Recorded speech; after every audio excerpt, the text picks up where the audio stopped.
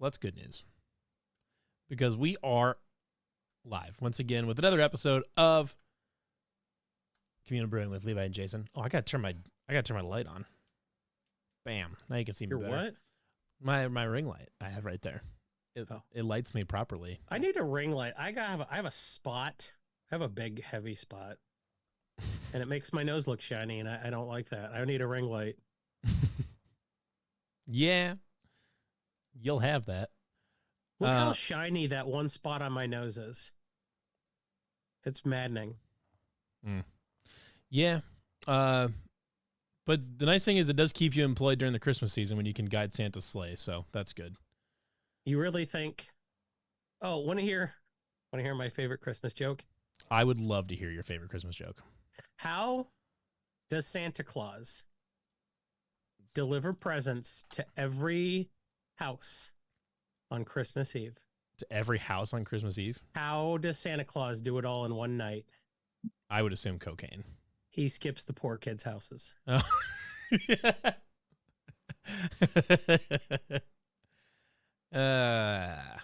Which is a very dark joke. Yeah. Which is why I like it. Not because I think it's funny, but because I think it's true. Welcome to Communal Brewing. Jesus Christ.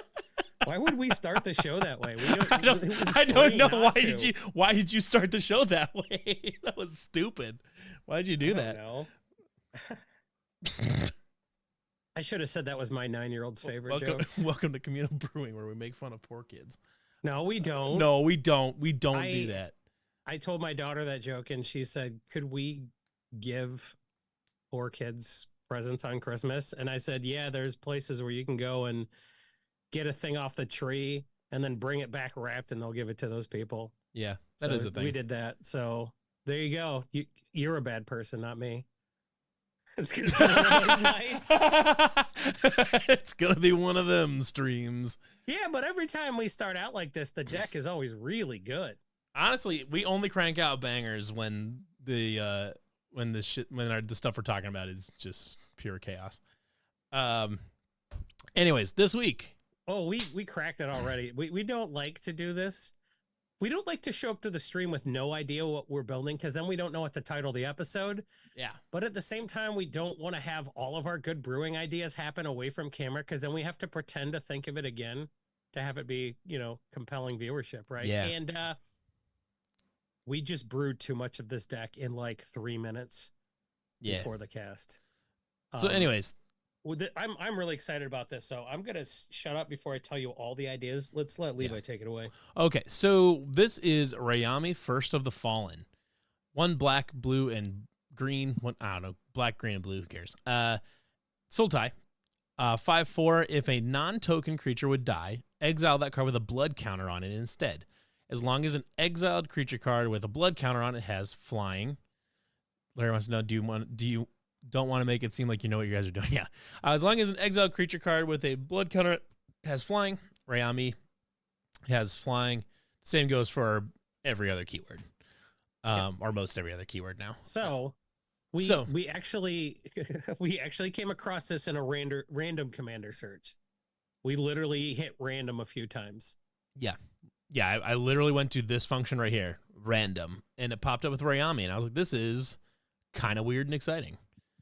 Okay, so can you walk them through our thought process a bit, and then I'll take over when I got maximum excited? So if you see here, the first tag here is birthing pod. Makes sense. Mm-hmm. It's you just feed it into the machine and it spits out a bigger creature, and then meanwhile the creature that died gives you the keywords. Great. See, I thought sacrifice would have been above birthing pod and maybe above keywords. I mean, sacrifice in birthing pod there's a lot of overlap in this particular. Sure. So they're basically the same thing. In this context. You feed the same creatures into it and get the benefit from sacking them, but instead of sacking it to like Ashdod's altar, you're sacking it to birthing pod. Yeah. So, sacrifice and birthing pod and this are functionally the same thing.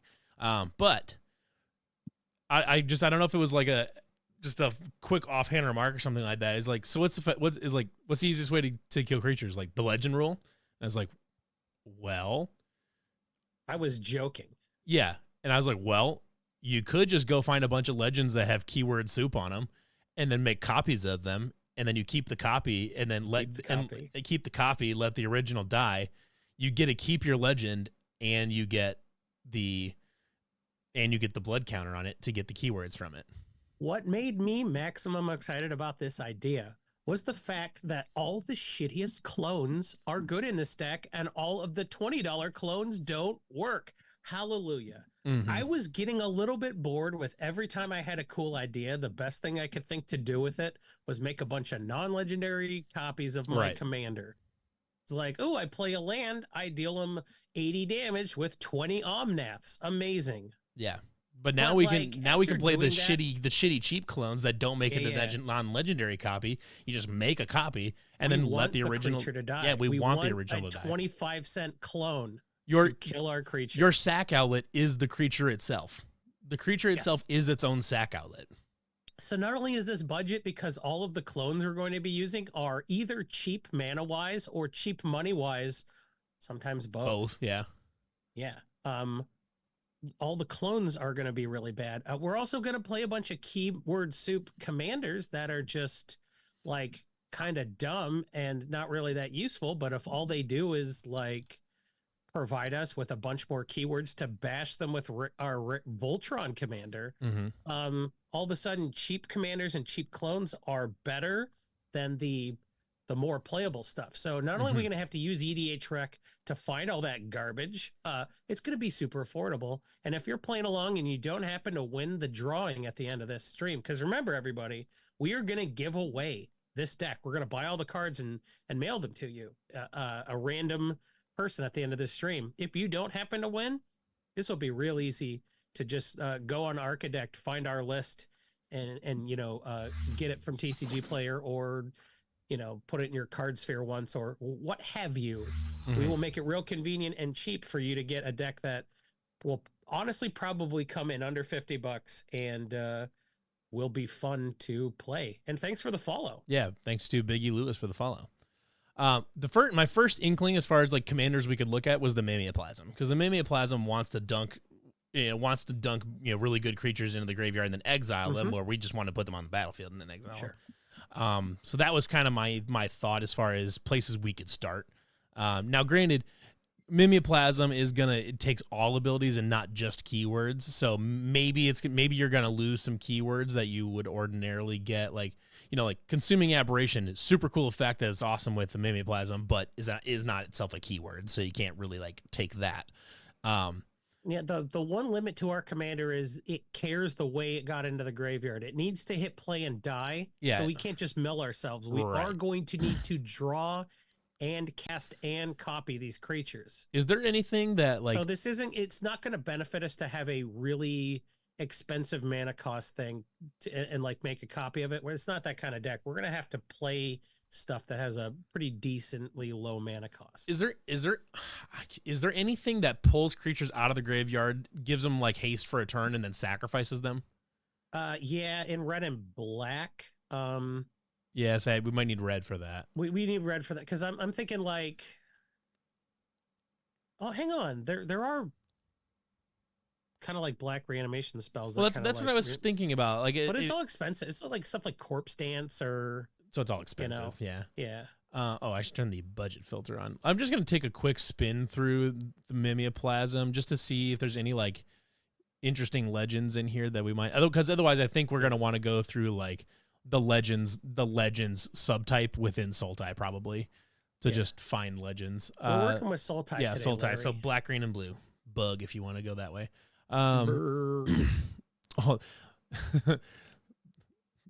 Freaking Larry's conducting his own parallel research, and I appreciate that. Yeah. I mean, that's what we want to encourage. We want to show you how to use our website. So, Larry comes to a lot of the same conclusions we do. Mm-hmm. Inkwell Leviathan. Oh, scroll back up, dude. Body double. Where did I? Oh, body double. Scroll up a little bit. Body double. Have an inches benefit of any copy creature in the graveyard. So you could. Yep. Well, hold on. Because I was just talking about how like our commander cares how the thing dies, but like if body double becomes a copy of it and then dies. Right. Yeah, then you get a copy of that. Oh wait. So it dies. No, you'd get shit. No, you wouldn't. I think you would just, yeah, no, I don't you think would just get a yeah. well, still it is a clone, and it does copy something in the graveyard. I don't hate having body double in the Well, deck. the problem Because is, if we but do you gotta dump a remember though commander that the reason we want the clones is so that way they can produce the copy of the legend to make the original legend die. And I'm saying this is a 25-cent card that makes a copy of any legendary creature in our graveyard. No, in a graveyard. That was an exile. I didn't even catch it. Did you catch an ability we want to copy? Did you catch that it was a graveyard, not our graveyard? Yeah, that's why it's 5 mana. So I'm very in favor of body double getting the best like boost to our Voltron commander that's available from any graveyard. Right. That's why that's why I like body double in this deck. So, Necroplasm is same deal. That's kind of this Necroplasm does kind of, yeah, I do like that too. Because it gets kind of played in some of the same type of decks. Necroplasm was on the same line as here you go. Felix 5 boots. Oh, okay. Yeah, this is the kind of stuff I'm talking about. Oh, well, actually, this one's not. It doesn't capture the Ward, though, because Ward didn't exist when she came out. But it'll have Menace. Yeah, but we can. Maybe we throw it in there for the Menace, but I'm thinking we might be able to find a cheaper mana cost version of But Menace. also having the token copy of Felix 5 boots in play is worth it. Like, read his other ability. If you creature you control dealing combat damage to player causes a triggered ability of a permanent you control to trigger that ability trigger. So it's okay. We will have stuff that when your commander deals them damage, right? So like anything that anything that but I guess like lifelink would trigger twice. Yeah, lifelink would trigger twice. So if we get Rayami will have lifelink a lot of the time. So Felix 5 boots would give Rayami Menace when it's dead or when it's in play, but you double trigger lifelink, and anything else that we have like quite a spike would trigger twice. Sure, yeah. Anything like that, like yeah. We can take Felix 5 boots out if we don't have anything like that. Yeah. So I want to go to the Legends archetype and go to Sultai and just see if we can find. So like Nashi Moon's Legacy has Menace as well. I like Nashi. Exile to one target legendary or rat from your graveyard and copy it. You can cast the copy. We'll have legendaries, yeah. Oh yeah, that's great. And that again, that's if something gets milled and doesn't get the blood counter. Yeah. Glarb has Death Touch, and then you can cast stuff from the top of your library with mana value 4 or greater. Perfect for Legends. You know what we're doing? Like, I actually think making the graveyard relevant with the rest of the deck, because Rayami doesn't need anybody's help. We're just making Rayami hit harder. Right. Yeah. You can make the deck function around her, and she just gets bigger as you go. Yeah. Glarb is 350. That's the reason not to play. Oh, Glarb. 350. Yeah. But that is a lot of good abilities. Let me just knock the price down to $2. I want it to be less than $2, less than or equal to $2. Okay. Yeah, there were only a couple blitz creatures with keywords, but like that was what I was gonna say. But I want to look just to clue everybody in. Carrot Me Vexa said in chat, look for the blitz keyword, but then they went and saw that there aren't really enough. But it was a good idea. Well, that and blitz did. You had to remember the Rayami's she's an old commander or whatever. So like ward, blitz, that kind of stuff was not around. Oh no, you're talking about. Oh, you're saying blitz to put it on the battlefield, then sack it. Okay, yeah, sure, yeah. Okay, that makes sense. So it has a built-in death trigger, but like. I think we will have some sack outlets in the deck. I don't think that'll be a problem. The Mothman. Flying? Well, see, Mothman, that's very much a mill deck. And like we are not necessarily benefiting from self-mill. Well, if we're putting body double in, then we definitely do. But you're also getting stuff in the graveyard for everybody, which is more targets for body double. And you can also put the counters right onto Rayami. You don't have to put them on the Mothman. You put them on Rayami, make her huge. I think Mothman's great.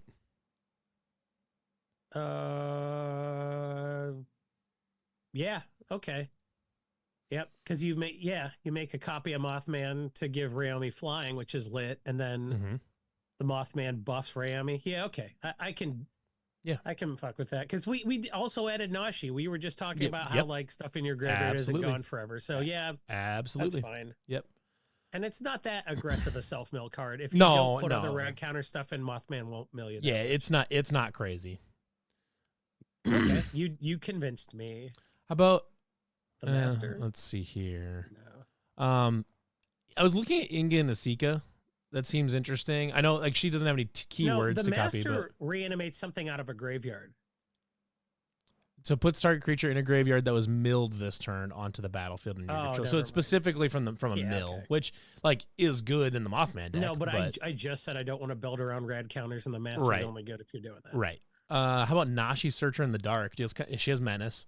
Then deals combat damage to a player. You mill that many cards. You put a number of legendary and or enchantment cards from among them into your hand. If you put no cards in your hand this way, you put a 1/1 counter on Nashi. That seems great. Yeah. Also has Menace. Yeah. So either gives Menace or is hard to block when it attacks alongside Rayami. Either way, it's pretty good. Rayami doesn't get Flash. She can't pick up Flash, can she? No, I don't. How would that help? No, well, you could because she would get Flash, and you could cast her out of the command zone if she died. Well, she wouldn't have Flash in the command zone because she doesn't have. Oh, she doesn't have the ability on the field. Sure, okay. Oh wait, no. She can't pick it up anyway, so it doesn't matter. But because give her eminence. Give her eminence, yeah. Okay, let's see here. Yeah, Cryptoplasm is another card that I think we should look at. But I said Massacre Girl has Menace. Gingy the Midnight Sky has Flying and Menace. I think that seems great. Because then when Gingy dies, then you get extra stuff. And it pulls non-dragons out of the graveyard. Gingy's perfect for this. Then we've got Massacre Girl. Plus you'll have 2 ETB triggers if you play Massacre Girl and then make a copy of her. Yep, you'll have a ton of stuff there. I like Gingy and Massacre Girl. I'm a big fan of having those in there. Let's see what else we got. Malcolm, Alluring Scoundrel, has Flying and Flash. She deals combat damage to a player, put a chorus counter on it, draw a card, then discard a card. Didn't discard a card. If there are 4 more chorus counters on Malcolm, you may cast the discarded card without looking at its mana cost. So it could be a free legend, but otherwise you're peeling through the deck. That's a lot of work, but it honestly, I played in my my Edward Kenway deck, my Assassin Pirates deck or whatever, and it actually does more work than you think it does. If you get because you can flash it out before turn 3, then on turn 3 you're swinging with a flyer, which most of the time is not going to be able to get blocked. And while Rayami doesn't get some of these abilities, we can always play cards that do. So we can swing with Rayami plus another card that is buffed by having a cool graveyard. Yeah, we're not gonna go full Marisol, but Kyrie the Swirling Sky is another one. It's just like Genji the Midnight Sky. You these dragons are great when you can sacrifice them and then you get to peel the flying off of them. I think that's really handy. Yeah.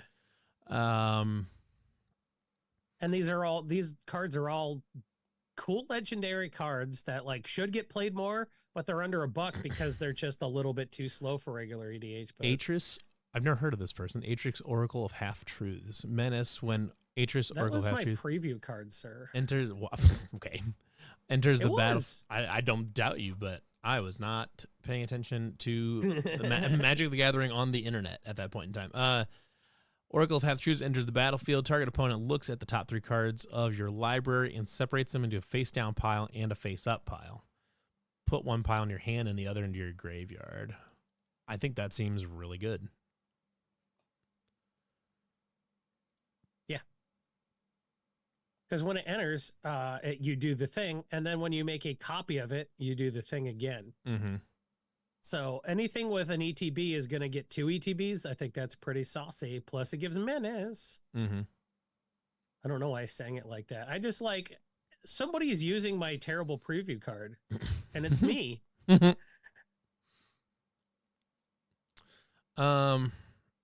right. Steak. The specific reason is he did his best to not support me before I hired him. How about Agent of Shadow Thieves? When a commander creatures you own have, whenever this creature attacks a player, if no opponent has more life, and that player put a 1/1 counter on it, then it gains death touch and indestructible until end of turn. Seems pretty awesome. Yeah. Seems pretty great for a commander that wants to swing. Backgrounds in general are cool and should get played more. And I hope backgrounds are awesome. Yeah. Even if they don't print more backgrounds in the future, I hope they will print more guys that can select a background. Yeah, That would be cool. they're very good. And then Sword Coast Sailor makes stuff unblockable if you're swinging at the player at the highest level. There were I think both Mirror Cat Warriors are like a couple of mana and have like 3 keywords each. That's what we're looking for. Miri's great. How about Sultai Ascendancy that lets you surveil 2 every upkeep on your upkeep? Oh, so it goes on the top of your library if you want it, and goes in the graveyard if you want it? Correct. Yeah, it's almost like we are building Rayami in parallel with Graveyard BS, but like both of those things synergize so well. Yeah, but they play nice with each other. Cards, yeah, they're not gone if we mill them. Right. They play nice with each other. This deck is really fun. Okay. Do we want to look at any other backgrounds? Yeah, let's see. This creature can't be blocked. When this creature attacks a player, if no player has more life than that player's creature can't be blocked. Yeah, it triggers at the same time as Agent of Shadow Thieves, where if you attack the opponent with the most life, then you get a bunch of shit. It can't be blocked, and it also gets Death Touch and Indestructible and 1/1/1 counter. We already have Sword Coast Sailor in the deck. Okay, cool. They're both in the deck, yeah. I was looking at Scion of Halaster. I was advocating for Sword Coast Sailor. I didn't realize it was already in the deck. So Scion of Halaster, commander creatures you own have the first thing would draw a card each turn. Instead, look at the top 2 cards of your library, put one in your graveyard and the other back on top of your library, then draw a card. So you get get to surveil part of the stream where you were like real deep on a page, but chat is giving us a bunch of great suggestions. Okay, let me. I'm gonna put Scion of Halaster because this is another surveil 2 before your draw step. Yeah, I like that too. Okay, so I like Deadbridge Chant, but that's me personally. Deadbridge Chant enters mill 10 cards. At the beginning of your upkeep, choose a card random in your graveyard if it's a creature card put on the battlefield. Otherwise, yeah, this is great. Let's put that in. Okay, so what else we got? Lazav Demir Mastermind. Oh, this one becomes a copy of stuff, doesn't it? Whenever creature cards put into an opponent's graveyard from anywhere, you may have it become a copy of that card, except for its name is Lazav. It's legendary in addition to the types, and it has hexproof and this ability. Nice. So hexproof is a great one. The hexproof is something Rayami doesn't have yet because it can't get wards. So hexproof is what's better. Well, yeah. From a design perspective, ward is better, but from having a creature, hexproof is better. Yeah. Yes, Yeheni Undying Partisan. There you go. Has haste, so that's a good one. Whenever a creature opponent controls dies, put a counter on, and then it's a built-in free sack outlet too. So that's handy. Yeah. I like Yeheni a lot, and it's been printed so many times that it's down below 50 cents, which is cool because that could have easily been a $20 card. Bantu the Glorified. Men is an indestructible. What can't attack or block unless a creature died on your controller's turn, and then you can sack another creature. Indestructible. Hell yeah. Great suggestion. Plus, it is a non-trivial enchantment when it's in play, but we can't kill it with the legend rule because it's indestructible. Cultist of the Absolute. Legendary background. Okay, commander creatures you own have 3/3 flying, death touch, ward, pay 3 life, and at the beginning of your upkeep, sack a creature. So we have a PSA that I was joking about the legend rule.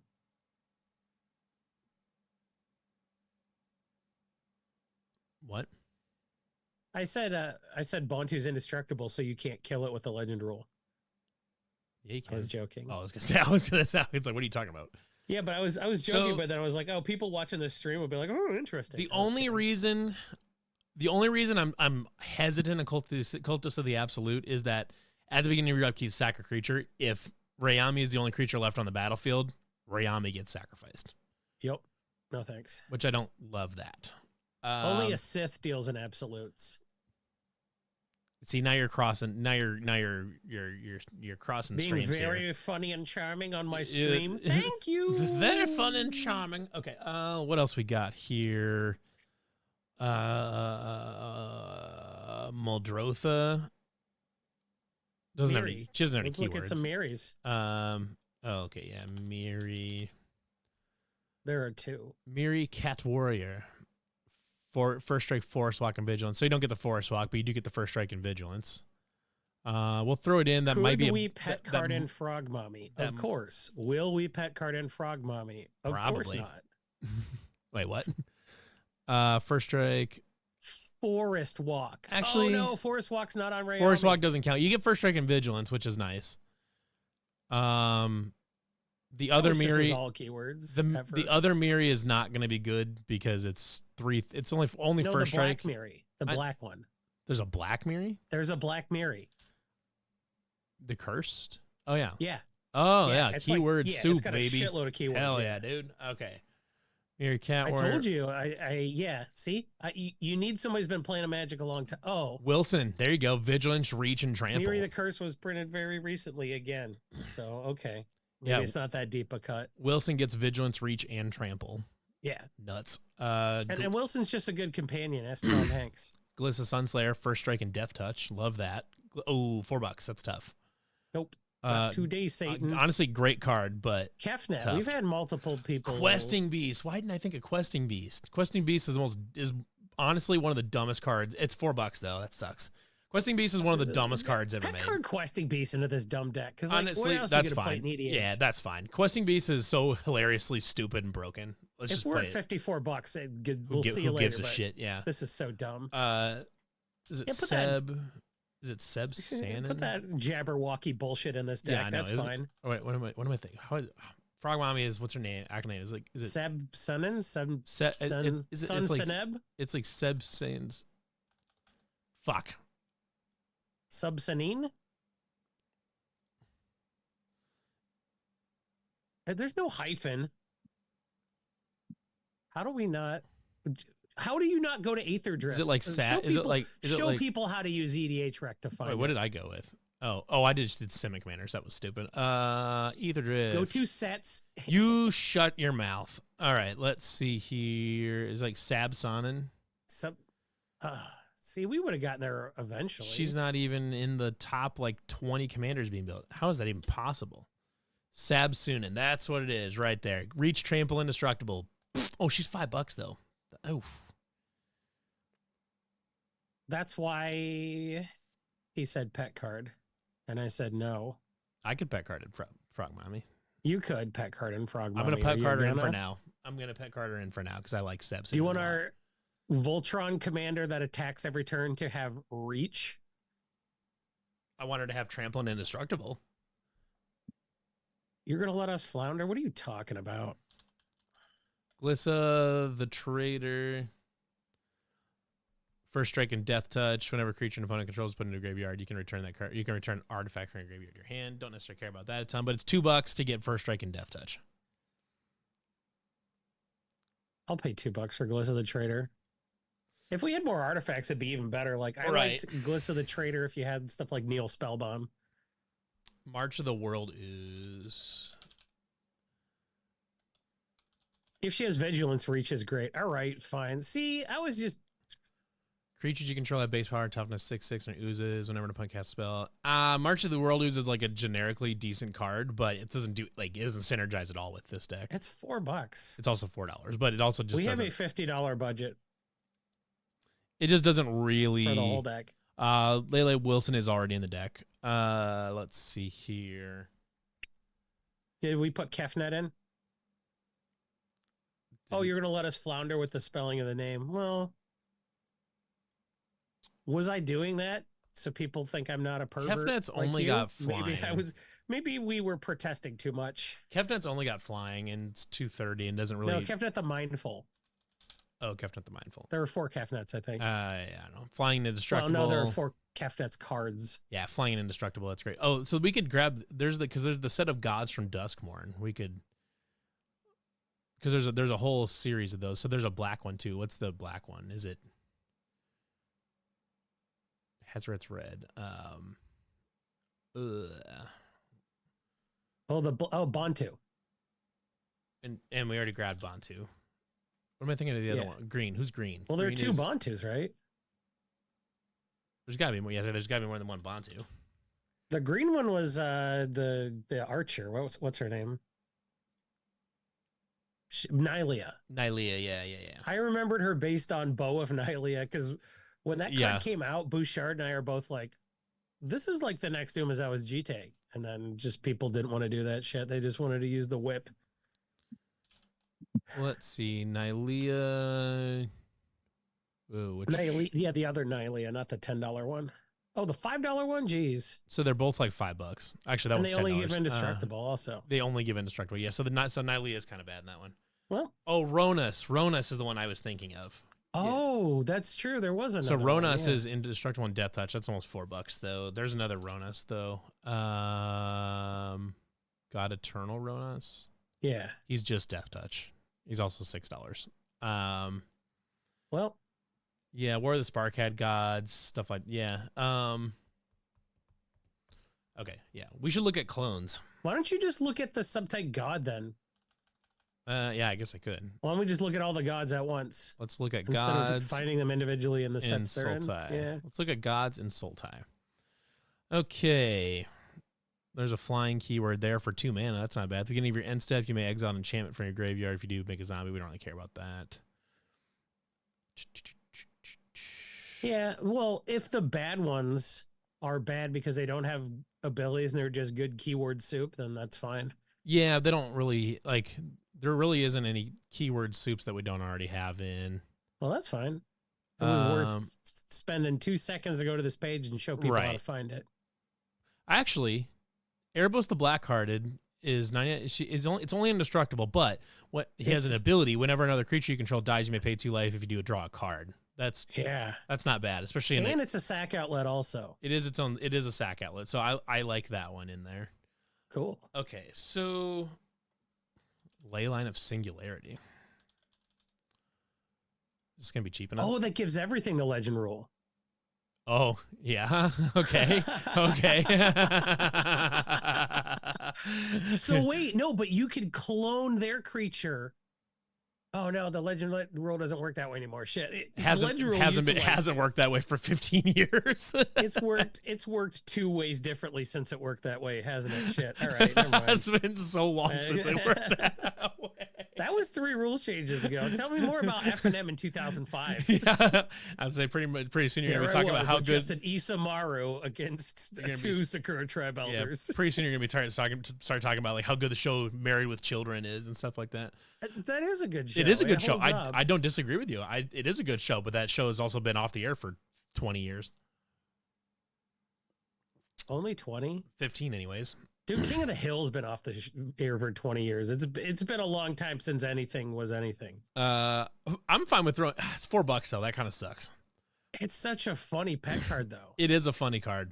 If I have to pick between that and the Frog Mommy, I'll take the ley line. Okay. I remember before they changed the tuck rule, that was people were playing Oblation and Hinder, and they printed a new Hinder to go to Commander Precon just to bury somebody's commander. Before like Wizards kind of like printed the commander decks, the EDH people were playing was pretty fucking cutthroat. Okay, I want to go. It was awesome. And find clones. And find all the old bad clones.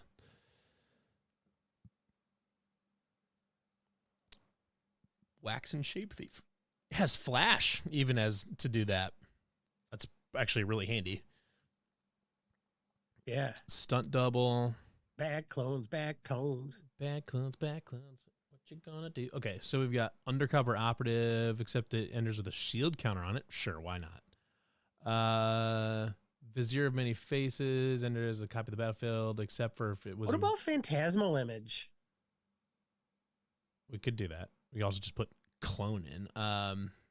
Vizier of Many Faces. Phantasmal Image is 2 mana. That's why I like it. And yeah, we just jam basic bitch clone in here for sure. Yeah. Probably Evil Twin also. Cryptoplasm is kind of funny. At the beginning of your upkeep, you just change it to whatever legend you want to get rid of. Yeah. I like Cryptoplasm. That's kind of fun. Cryptoplasm was suggested by chat. Was it? Who said it? Who cares? Nice. They know. And like also it's written down. Anybody watching the VOD will give you credit for saying Cryptoplasm. Good pull. Whoever you are. If that is your real name. Yeah. Did you put basic clone in yet? Yeah, basic bitch or clone's Evil Twin. I mean, did you put Evil Twin in? I don't think I put Evil Twin. Well, you should. Scroll up a little. Oh yeah, great. Okay, Evil Twin. What was the other one you said?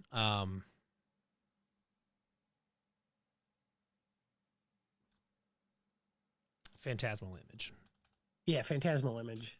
I don't know if that's still money, but probably shouldn't be. 363. Still a little money. Ugh, that's gross. Still a wee bit of money. Alrighty, let's see what else we can grab. Baleful Strix would probably be good. Flying and Death Touch. It's not a legend rule, so like, but it can die though. Like there's easy ways to get rid of Baleful Strix, but it's got Flying and Death Touch, and you get to draw the card on enter. I mean, Baleful Strix is just a good card.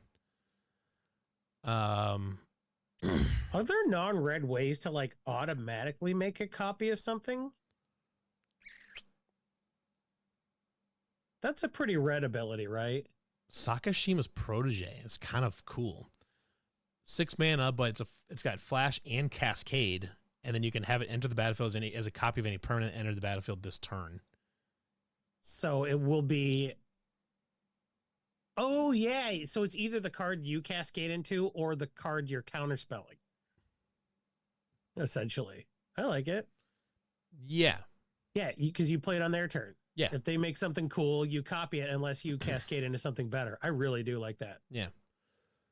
It's hard holding up 6 mana, but if you're just doing a bunch of stupid bullshit like you are in this deck, I'm way into it. Yeah. Quasi-Duplicate. That's another good one. Quasi-Duplicate gets 2 uses. It's got Jumpstart. That's the one with Jumpstart, right? Yep. Yeah, Cackling Counterparts, same deal. But, like, those aren't that bad. And they're a couple of bucks each for a reason. Oh, there's 50 also cents on Quasi-Duplicate. Lit. There's also, what's the one that turns it, you make a copy of something and it turns it into a 1/1 frog. What the hell's the name of that? Croaking Counterpart. Croaking Counterpart, yeah. Yeah, Croaking Counterpart's probably dirt cheap. Yeah. Yeah. Yeah. Yeah, it's the ones that don't strip the legendary rule are, easy to reprint or just not. How about Rolesk Apex Hybrid? It's flying and trample. When there's battlefield, you can put 2/1 counters on another creature, on a target creature you control, and then when it dies, you proliferate them, proliferate again. But it's got flying and trample as well. Oh my god, yeah, that's a great card. Because if all you're doing is stacking like a bunch of counters on your commander, that's super lit. Because then the first Rolesk dies. Yeah. You put Rolesk on the field, you get 2/1 counters on your commander. You put a second one on the field, you get 2 more 1/1 counters. The first Rolesk dies, and then you put 2 more 1/1 counters on it. Yep. It's nice. Doke.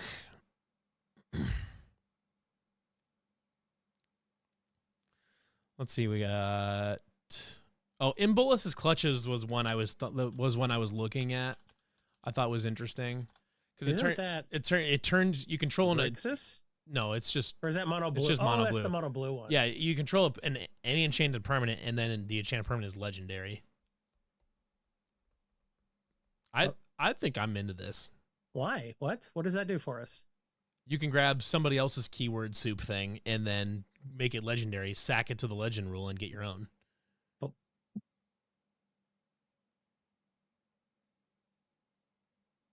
But why wouldn't you just gain control of their creature and then have it? So that way you can do that. It just seems like a lot of work. That way you can grab somebody, let's say someone's got let's say they've got that fucking dinosaur, Zatalpa. I guess that's already legendary, isn't it, though? So you're going to play Imbolus's Clutches and clone on their creature? So you're gonna play Imbolus's Clutches to grab a non-legend, which Zatalpa is a legend, so that was a bad example. But well, actually, no, it's not. That's so much work, dog. I don't agree. I don't want to do actually, that. What's actually, you know what's worth it? Actually, yeah. So stealing something actually isn't worth it, and here's why: because it doesn't care that we control it when it dies. It's just when something dies, you can exile. Let me pull up Rayami again. Where the fuck she go? The hell did Rayami go? Am I just blind? The hell did Rayami go? Okay, whatever. I'm just gonna look her up. Okay, Rayami. Oh my god. Rayami. Okay. If a non-token creature would die, exile instead. So you don't care. You don't actually care that you control it. So you could play, if you wanted to, you could play a bunch of edicts. Like you could play like stuff like Fleshbag Marauder to make everybody sacrifice something and then exile everything with a blood counter on it. Because Rayami shuts off graveyard decks. Oh, that's kind of dirty. You could just play a bunch of edicts. Creature-based edicts, so that way you don't have to sacrifice Rayami, but why would we want to play edicts when we can just play Doomblade? you could do that. The Like, reason you would play an edict instead of a Doomblade, though, is so that way you can get something from everybody and not just one creature. I mean, Fleshbag Marauder is Curtain's Call. like Fleshbag Marauder is 1 more mana, and it catches one from everybody, including you. Yeah, you just sacrifice the Fleshbag Marauder, though. You just sacrifice the flashback to itself. Yeah. So if you play that, and then there's another one that's just like it, but there's actually a Plague Crafter, the strictly better version of Fleshbag. I think we should put at least a couple. The whole point of using legendary creatures in this deck was to make bad clones better, but like playing a bad clone on a Fleshbag Marauder isn't like.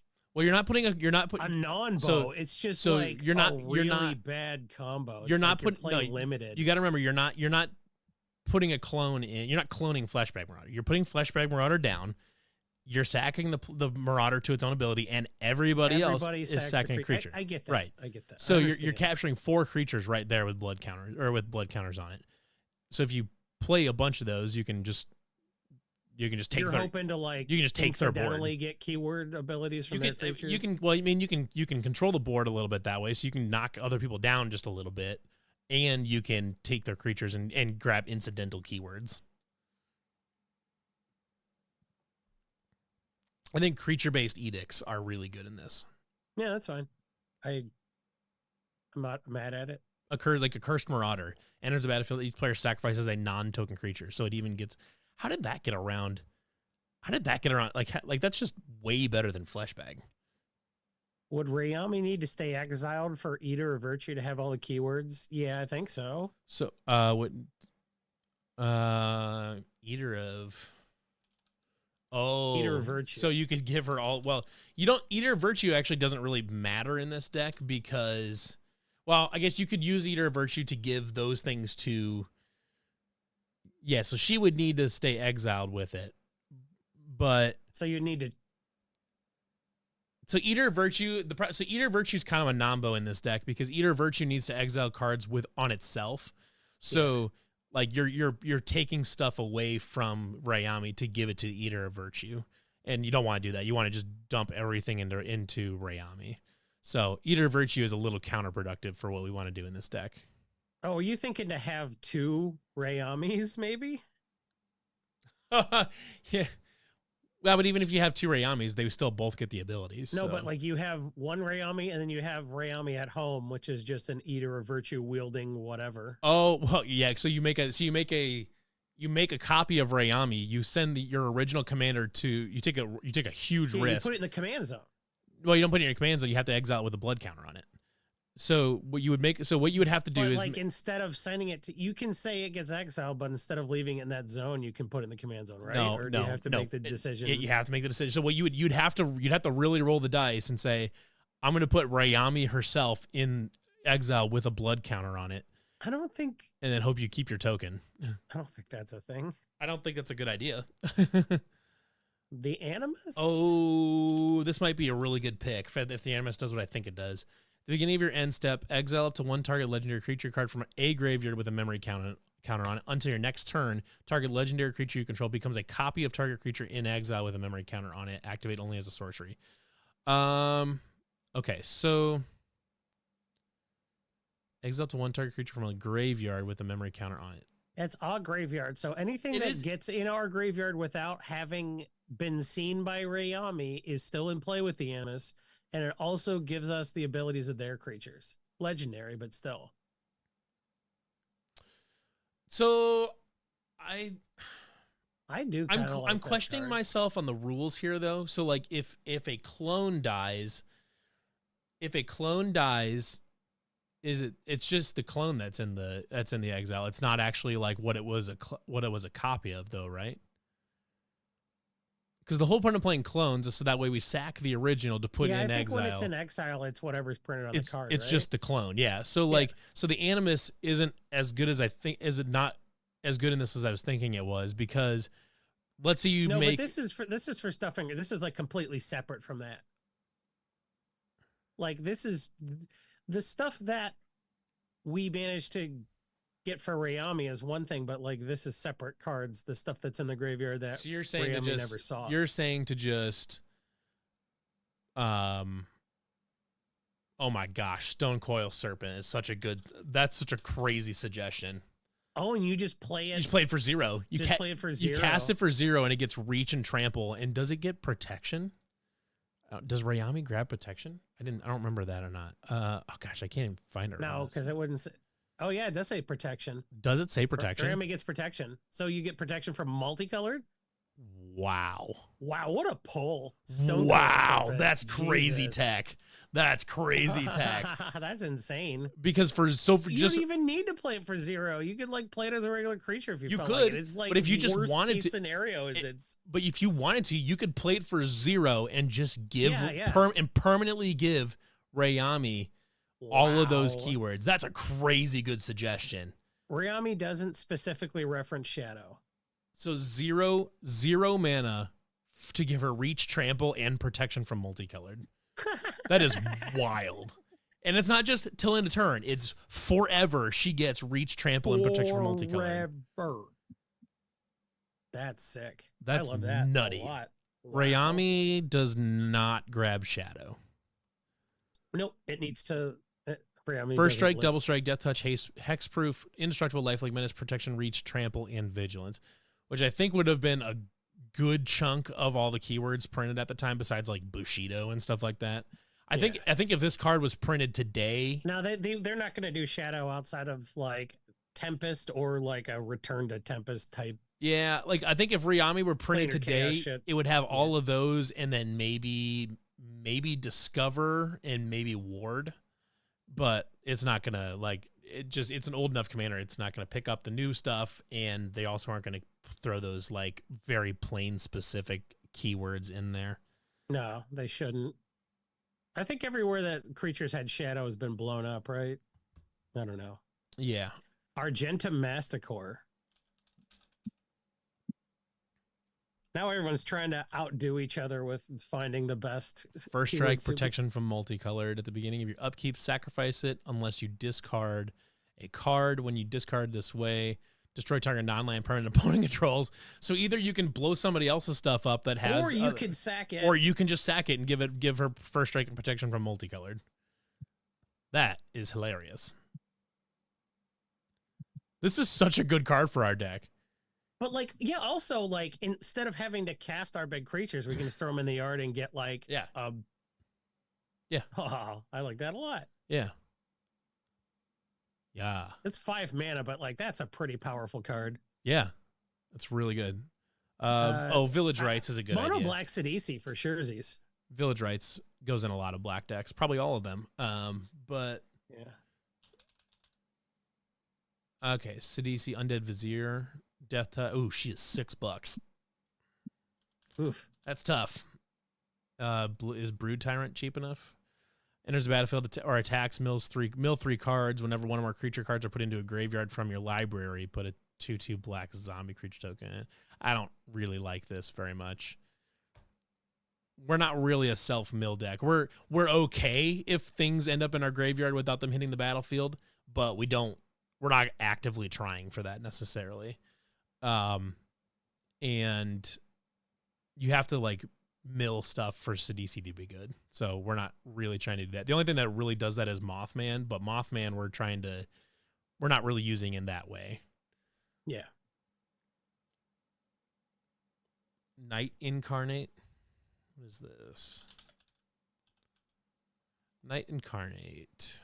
Death Touch. When it leaves the battlefield, all creatures get -3/-3 till end of turn. Does that kill Rayami? One of these days, I'm gonna open this up. And I'm gonna find her. There she is. Okay, it does not kill Rayami, so that's good. Rayami's a 3/4, 5/4, 5/4. So that does Rayami's not 4 toughness. Why didn't I just say that? Stupid. I actually like this a lot. Nice little board wipe. Gets rid of a bunch of tokens, which are obviously tokens are the counter to a Voltron deck. Or you play it for its evoke cost, and then give your commander death touch. Right. That's exactly right. Good. Woo! Good. Cairn Wanderer. What is Cairn Wanderer? Cairn Wanderer wanders around Changeling. As long as a creature gets the same abilities. Yeah, as long as a creature card with flying is in the graveyard, it has flying. Same true for all that. So this is it's a good way to kind of clean up, because as long as it's in exile, it would still have those abilities. It doesn't say double strike. Oh, No, it does say double strike. It does say double strike. You It says everything. could give it double strike and lifelink, and then it's a 4/4 double strike lifelink, vigilance indestructible. Yeah.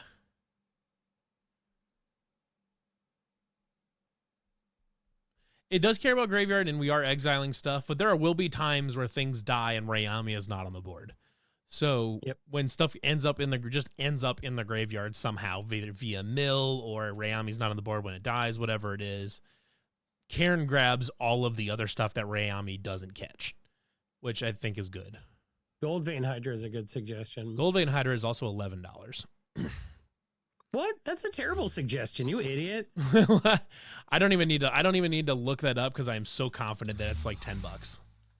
Yeah, it is. It's $11. Yeah, I'll say it's an insanely good card. You say Gold Vein's an incredible card. Like it's really, really good. Hey, thanks for the but that's follow, why Danger it's also Man. expensive. Let's go back to giving Steak Jones shit for suggesting an $11 card for a $50 deck. Yeah, what an asshole. What am I? Good suggestion. Hey, no, thanks for showing up to support me every week, bud. Yeah, really, really appreciate it. Especially when no, I'm just kidding. Cerulean Drake, when it dies, gives flying and protection from red, and then you can sack it. But then you there you go, and then and then Cerulean Drake counters a target spell that targets you, so you can just sack it. He's got his money up, so he doesn't know that Gold Vein Hydra is not. I'm sorry, I'm not poor. If we could get our money up, we would. Here's the deal: we can gas costs. You know what we can do? What the fuck am I gonna do? Not fill up? We can start building $100 decks if you get more and more. If you get tell all of your friends to start watching this, and we can get hundreds of viewers per episode. If we get an average of 100 viewers an episode, we will build $100. We'll give away $100 deck, but we're getting an average of between 25 and 50. So you know what? Yeah. We're right where we should be. That's exactly right. Tell all of your friends to watch, and we will start putting Gold Vein Hydra into decks. Gurmag, we'll pet card Gold Vein Hydra. Yeah. Oh, there you go. Shit, that's a lot of abilities too. For flying first strike and haste for 2 mana and 25 cents. Yes, please. Jesus. Do a Scryfall search for 0/0 creatures. That's not the worst idea I've ever heard. Seriously, if there's something like Stonecoil Serpent, we'll find it. Let me see here. Let me drag my Scryfall search over to this window. What if you have no friends? I was telling Steak specifically to tell his friends because I know he has no friends. Okay, let's see here. Well, he has one friend, and it's me, and I'm not going to watch this show. Legal and Commander. We're in Sultai. I'm trying to remember. I want to... Oh, wait, I'm trying to remember how to search for toughness. Thanks, Larry. We are not begging you to tell your friends to watch our show. We are offering to give away $100 deck. We would love to give away $1,000 deck to 1,000 people every week. Let's see. I'm trying to remember. Would we like that? Hey, I said that we would love that, but would we love that? Would you love giving away $1,000 deck? Would I love giving away $1,000 deck? Yeah. I don't know. I think it'd be fun to do like one time. No, dude. If we streamed to 1,000 people every week, I would give away $1,000 deck every week for sure. Z's. Okay. Next week we're gonna stream to bots, aren't we? Okay, so we're going to stream to Larry 9 through 3,000. Hey, thanks for the follow, hobbyist. I was trying to... Okay. Crystal and Giant. All right. Oh, Crystalline Giant gets a whole shitload of abilities as it goes. What did you search for? Well, I just searched for, I just searched just, oh, I guess I should search creatures. But I wanted to search, you know what I searched for is I just searched for cards in Sultai. That's what I searched for. Oh, yeah, but you no, should have searched I for need to know cards that are zero. Yeah, zeros. there's creatures there. I'm trying to remember, how do you search for toughness? There, let's go look for toughness equal to 0. I don't care about the power. I want toughness equal to 0. That's an excellent point. You do just care about. Oh shit! There's like an 8/0 creature with trample. Yes, there is. There absolutely is. Okay, so Crystalline Giant, as it goes. So the problem is that Crystalline Giant does not inherently have all of those. It just gets the counters from those. So when it dies, it loses the counters, and you don't get any of those abilities. Yeah. So, right idea, just that particular card doesn't work, right? Okie doke. So, Aberrant has trample for 0, which I think is probably actually worthwhile. Well, Crystalline Giant just being in play and throwing abilities on Rayami, I guess, doesn't suck. How does he throw abilities on Rayami? Isn't that what Crystalline Giant does, or did just I kind of counter that it gives itself abilities. Oh, that's not awesome at all. It's kind of a Voltron commander by itself. Like you could easily run, like if you could actually, a Crystalline Giant rule 0 commander deck would be kind of fun. You choose it at random though. Right. You get abilities at random. So you just wait until it has everything. Yep. Including being a 4/4? Correct. That's silly. It is silly. I don't think it's awesome. I think it's a silly card that we might want to play just because it's funny, but like. It is absolutely a silly card. So Apocalypse Demon equal to enough. Okay. So it's going to capture some of these star ones where it just has a conditional power and toughness. Let's see. There's a flyer. Anything we can play as a 0/0. Yeah, I'm trying to find anything you can play as a 0/0. But Alter Ego maybe should be in the deck. Alter Ego. Hydroid Crisis. Oh, Altered Ego is really good because you can just have it enter as a copy of anything and then just dies right away. Yeah, let's grab Altered Ego. And maybe grab similar cards to Altered Ego? No, Altered Ego doesn't die. It comes in as a copy, and you can have it have additional counters, but it'll have that creature's toughness. Oh, well, anyways, it comes in and it's a clone. And you can make it big if you really want to. Let's see. Hydroid Crisis would give flying and trample if you played it for 2 mana, but if you play it late in the game, you can draw a lot of cards. That is true. Like Hydroid Crisis, I think it does... It depending on when you draw it, it's a completely different card. I think it's pretty lit, dude. I think that's really good. Yeah. Because you can. Plus, it's 35 cents because they keep printing. Yeah, you can pay a ton of mana into it and draw a bunch of cards, which is all great in the late game. But early in the game, if turn whatever, like let's say you've got Rayami out on turn 4, turn 5, just play Hydroid Crisis for 0 and grab Flying and Trample just because you feel like it. Hermie Box has suggested some search strings in chat so you can find what you're trying to find. Oh, there you go. I like this. Let's do that. This is the program where we teach you how to use EDH Rec and Architect, and you teach us how to use Scryfall. Yeah. Okay. Let's see here. Mist Cutter Hydra has haste and protection from blue, and you can just play it later, and it can't be countered, so that's fun. Haste and Pro Blue is pretty good. Haste and Pro Blue is pretty good. Let's look at Mist Cutter Hydra. But we don't need to give... No, haste is only good on the exact turn we play our commander. Right. I mean, it's worth having haste in the deck, assuming that someone's going to blow up Rayami at some point. I guess, yeah. So you pay a green mana to give it haste and Pro Blue? Yep. That seems really good. All right. Let's see here. Vampire Nighthawk actually doesn't suck. Vampire Nighthawk rules. I love Vampire Nighthawk. I realize that there are I realize that there are strictly better versions of this card now. I get it. But Vampire Nighthawk was one of my favorite. Are there better versions of this card? There is a strictly better. Is it Nighthawk Scavenger? Vampire Nighthawk is the best limited uncommon of all time. It's so good. I played it in standard and it was great. Nighthawk Scavenger is the one I was thinking of. It's Flying Death Touch lifelink, and it gets bigger, and its power is equal to 1 plus card type. But its toughness is 3, and it's not legendary. So like we just run it in the deck. Yeah, we can run them both. You just run them both. Like, what's wrong with what's better than one Vampire Nighthawk? 2 of them. Sure. Yeah. Gifted Aetherborn is Death Touch and lifelink for 2 mana. It's a good blocker. It's a great blocker. I'm gonna put Gifted Aetherborn in. Yeah, Night Veil Predator gives hexproof too. Night Veil Predator. That's like black, blue, I think. Night Veil Predator from the new Ravnica. Yeah, blue, black. Flying Death Touch hexproof. Love it. Right in. Doom Whisperer. Flying and Trample. Plus the pay 2 Surveil 2.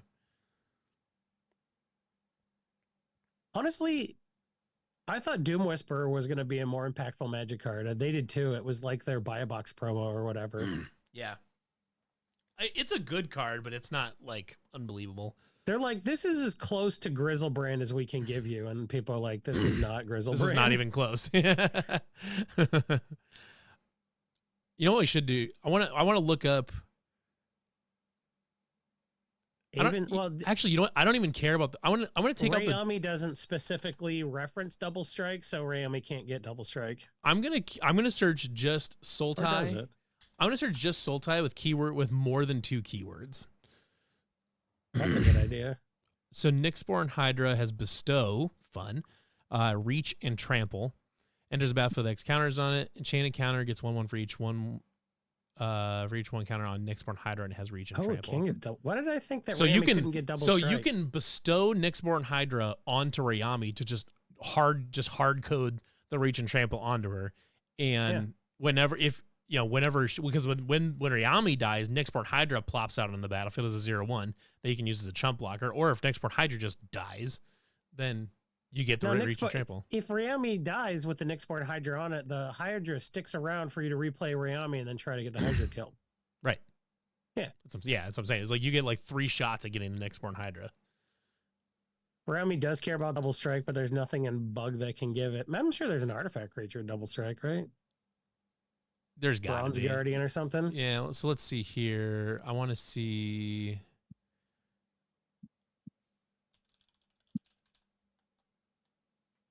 I don't know if I did a good search there. Oopsies. I accidentally did something. I made a boo-boo.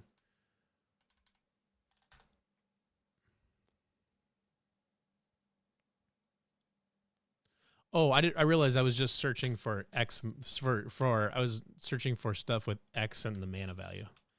Let me back that up. Oh yeah, that's not what you want. Yeah, I want to get rid of that. I don't care about the X mana value. I just want more than 2 keywords. Okay, that's better. Let's see here. Flying and Death Touch there. Flash and Storm. Menace and Trample from the Alpha Death Claw. Reach and Trample. Flying and Ward. Death Touch and Haste. Trample and Haste. Defender and Reach. Defender seems bad. Flying and Hexproof from the Beltoll Dragon.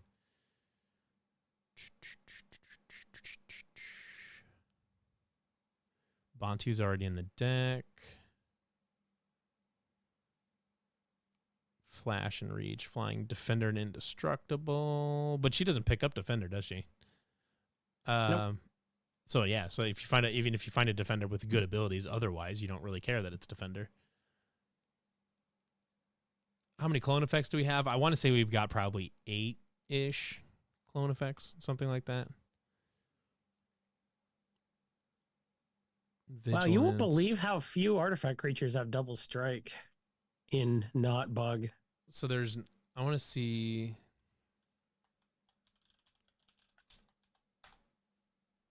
Under $2 that has double strike. Nothing, huh? Nope. Wow. Scuttling Butler doesn't really give it the way we want it. Scuttling Butler. I thought Bronze Guardian was an artifact creature, but it's white. artifact creature. Phyrexian Dragon Engine has red in its unearthed cost. Can't play Knighted Mirror, Patch Plaything, or Lizard Blades, or Riptide Gearhulk, or Slicer. There is just straight up no real way to give double strike in this deck, and that's There really aren't. There's other stuff. There's bonkers. stuff to. So yeah, there's not a way that we can give her double strike. If someone else has something with double strike and we kill it, then Yeah. we can get double strike. But we don't really have a way to give her double strike. Huh. Crazy. I'm kind of surprised. I mean, we can just straight up put a goddamn grappling hook in the deck is what we can do. Like, that's what people have been doing for years in EDH. We've been giving our creatures double strike the hard way, putting a equipment into play and putting it on our commander. We don't have time to play a creature, clone that creature, watch the clone walk around while the original creature gets buried and has its abilities grafted onto Oh my god. Let's a put chick with a weird old ponytail. Let's Nope, put it- that takes too long. Let's put Assault Suit in this deck just for the funds. She gets all of those abilities, Are we and gonna now put she Assault Suit in every deck every week? Is that in a Voltron deck. Just Nayali's getting every keyword under the sun, and now she just also has Assault Suit. That's dumb as hell. Can it hit us? No. Assault Suit says it can't swing at us. Can't attack you boring. and can't be sacrificed. I wish it could hit us. Why? Why? Because it has lifelink. Right, but we still take commander damage. Can you get commander Yes, damage yes, to death by your own commander? Yes, you can be killed by commander damage from your own commander. That is absolutely a thing. That's bullshit. I didn't say it's not. But Assault Suit Listen, Assault Suit is only budget for now. If we keep putting it in every deck, it's gonna go up. We need to. That's fine. We're gonna artificially alter the market on Assault Suit. Can I say Voxy something about is rating. Assault Suit? Hold on, we have raiders from Voxy. 308 Oh, hey. 308 viewers from Voxy. Thank you. Thanks, Foxy. Thank you to Voxy for everybody joining in on the stream. We should probably tell them what we're building right now. So we are building Rayami, the first of the Fallen. Let me go to Rayami's page here. Okay, so Rayami, first of the Fallen. For anybody that's not familiar with the stream, welcome for one. Thank you for joining us. On this show, we use EDH Rec to build a deck. Try to be as unique as we can, and doing something kind of off the wall with it, and then also building this on basically a $50 budget. And at the end, we give away the deck. So this week, so if you're here in the raid, you should probably stick around for like the next 45 minutes. We will be giving the deck away toward the end of our stream. So absolutely, yeah, thanks for showing up and a chance to win the weird pile we're working on today. Mm-hmm. So what we're working on today is Rayami, first of the Fallen. She's in Sultai, so 1 black, green, and a blue. If a non-token creature would die, exile that card with a blood counter on it instead. And as long as an exile creature card with a blood counter on it has flying, Rayami has flying. Then it goes for all the keywords: double strike, death touch, haste, hexproof, indestructible, lifelink, menace, protection, reach, trample, and vigilance, and first strike. So our idea was to go find a bunch of legendary creatures that have keyword soup. You know, if we could play Atraxa, we'd play Atraxa. You just grab all the commanders that are keyword soup. We start making clones of them, so that way they die to the legend rule. You sack the original legendary with the keywords, put it into exile with the blood counter, then keep your clone, which is the legendary creature you just sacrificed, so you can have your cake and eat it too on these. And we're giving Rayami as many keywords as we can possibly find on these. We got to come up with an elevator pitch if we get raided. We do. Honestly, that was an interminably long elevator ride to have you just like spit out keyword soup.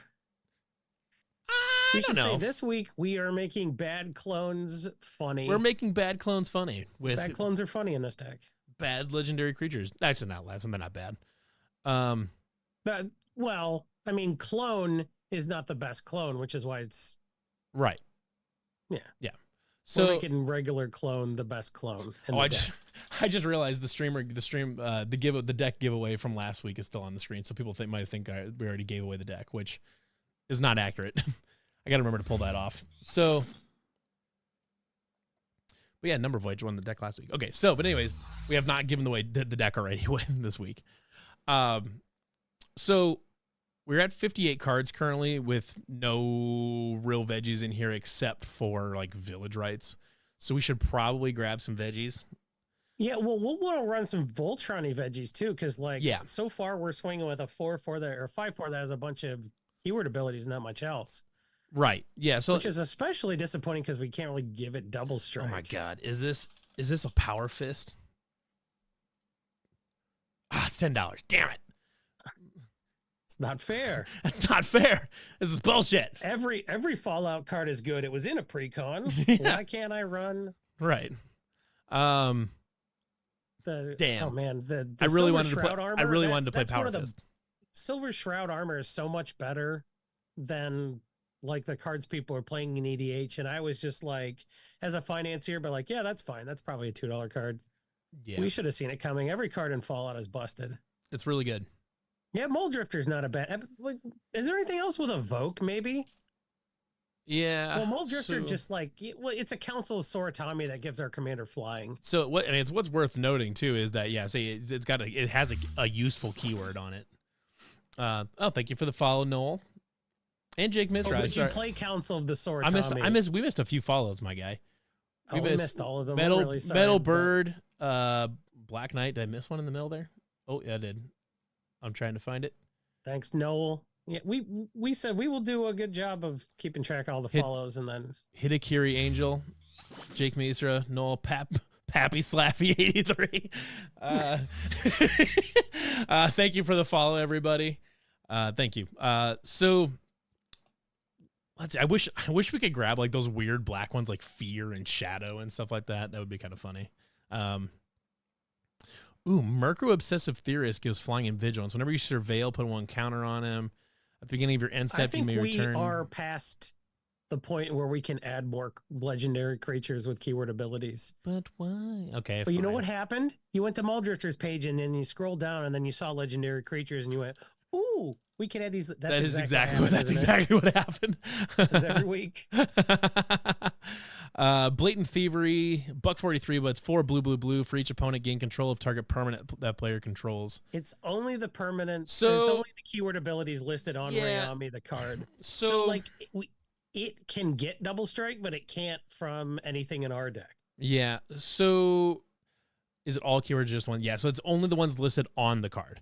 So the stealing, ordinarily this is very much a pro stealing other people's shit podcast or Twitch stream, but the problem, not really a problem, but stealing in this deck we're not really interested in stealing other people's stuff in this deck because we're really interested in killing it so that way we can take its keywords.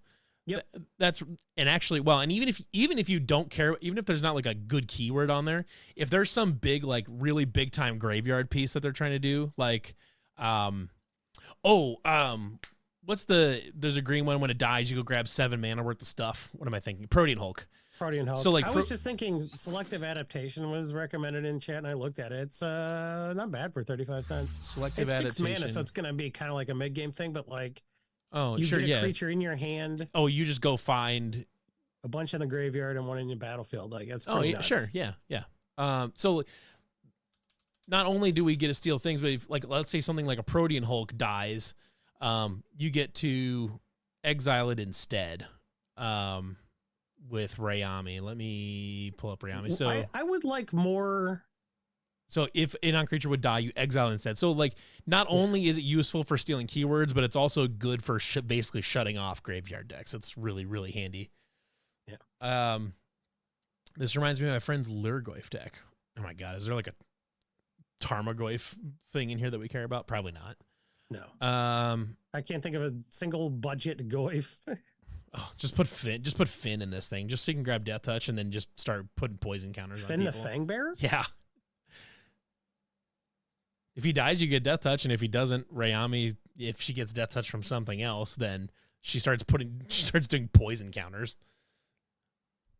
which is really but like that's funny. That's not what we want. Oh no, but does it do it instead?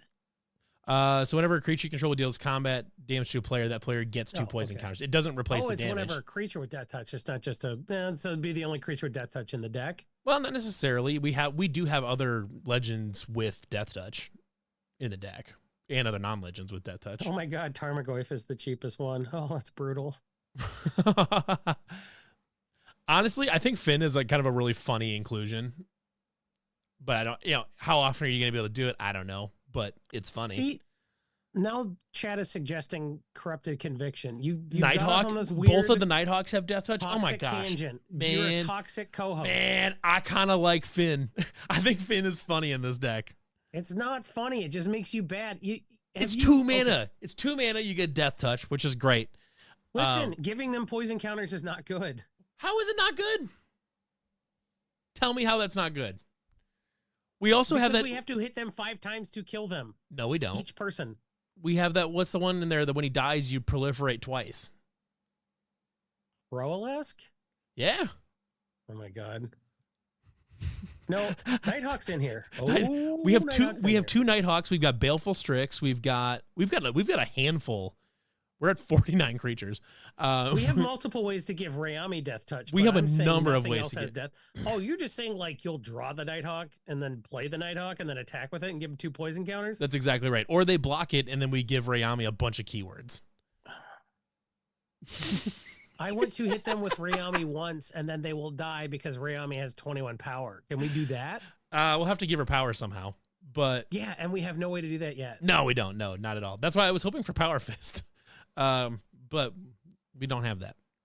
People do hate poison. That's what I'm talking about. I think and people they don't that like being hit 5 times by a 5 power commander. Here's my argument of for the poison here not being a thing that matters. You can either get hit by Rayami 5 times, or you can get hit by Rayami 5 times. You can get hit by her 5 times and take commander damage and die to commander damage, or you can get hit by her 5 times and die to poison damage.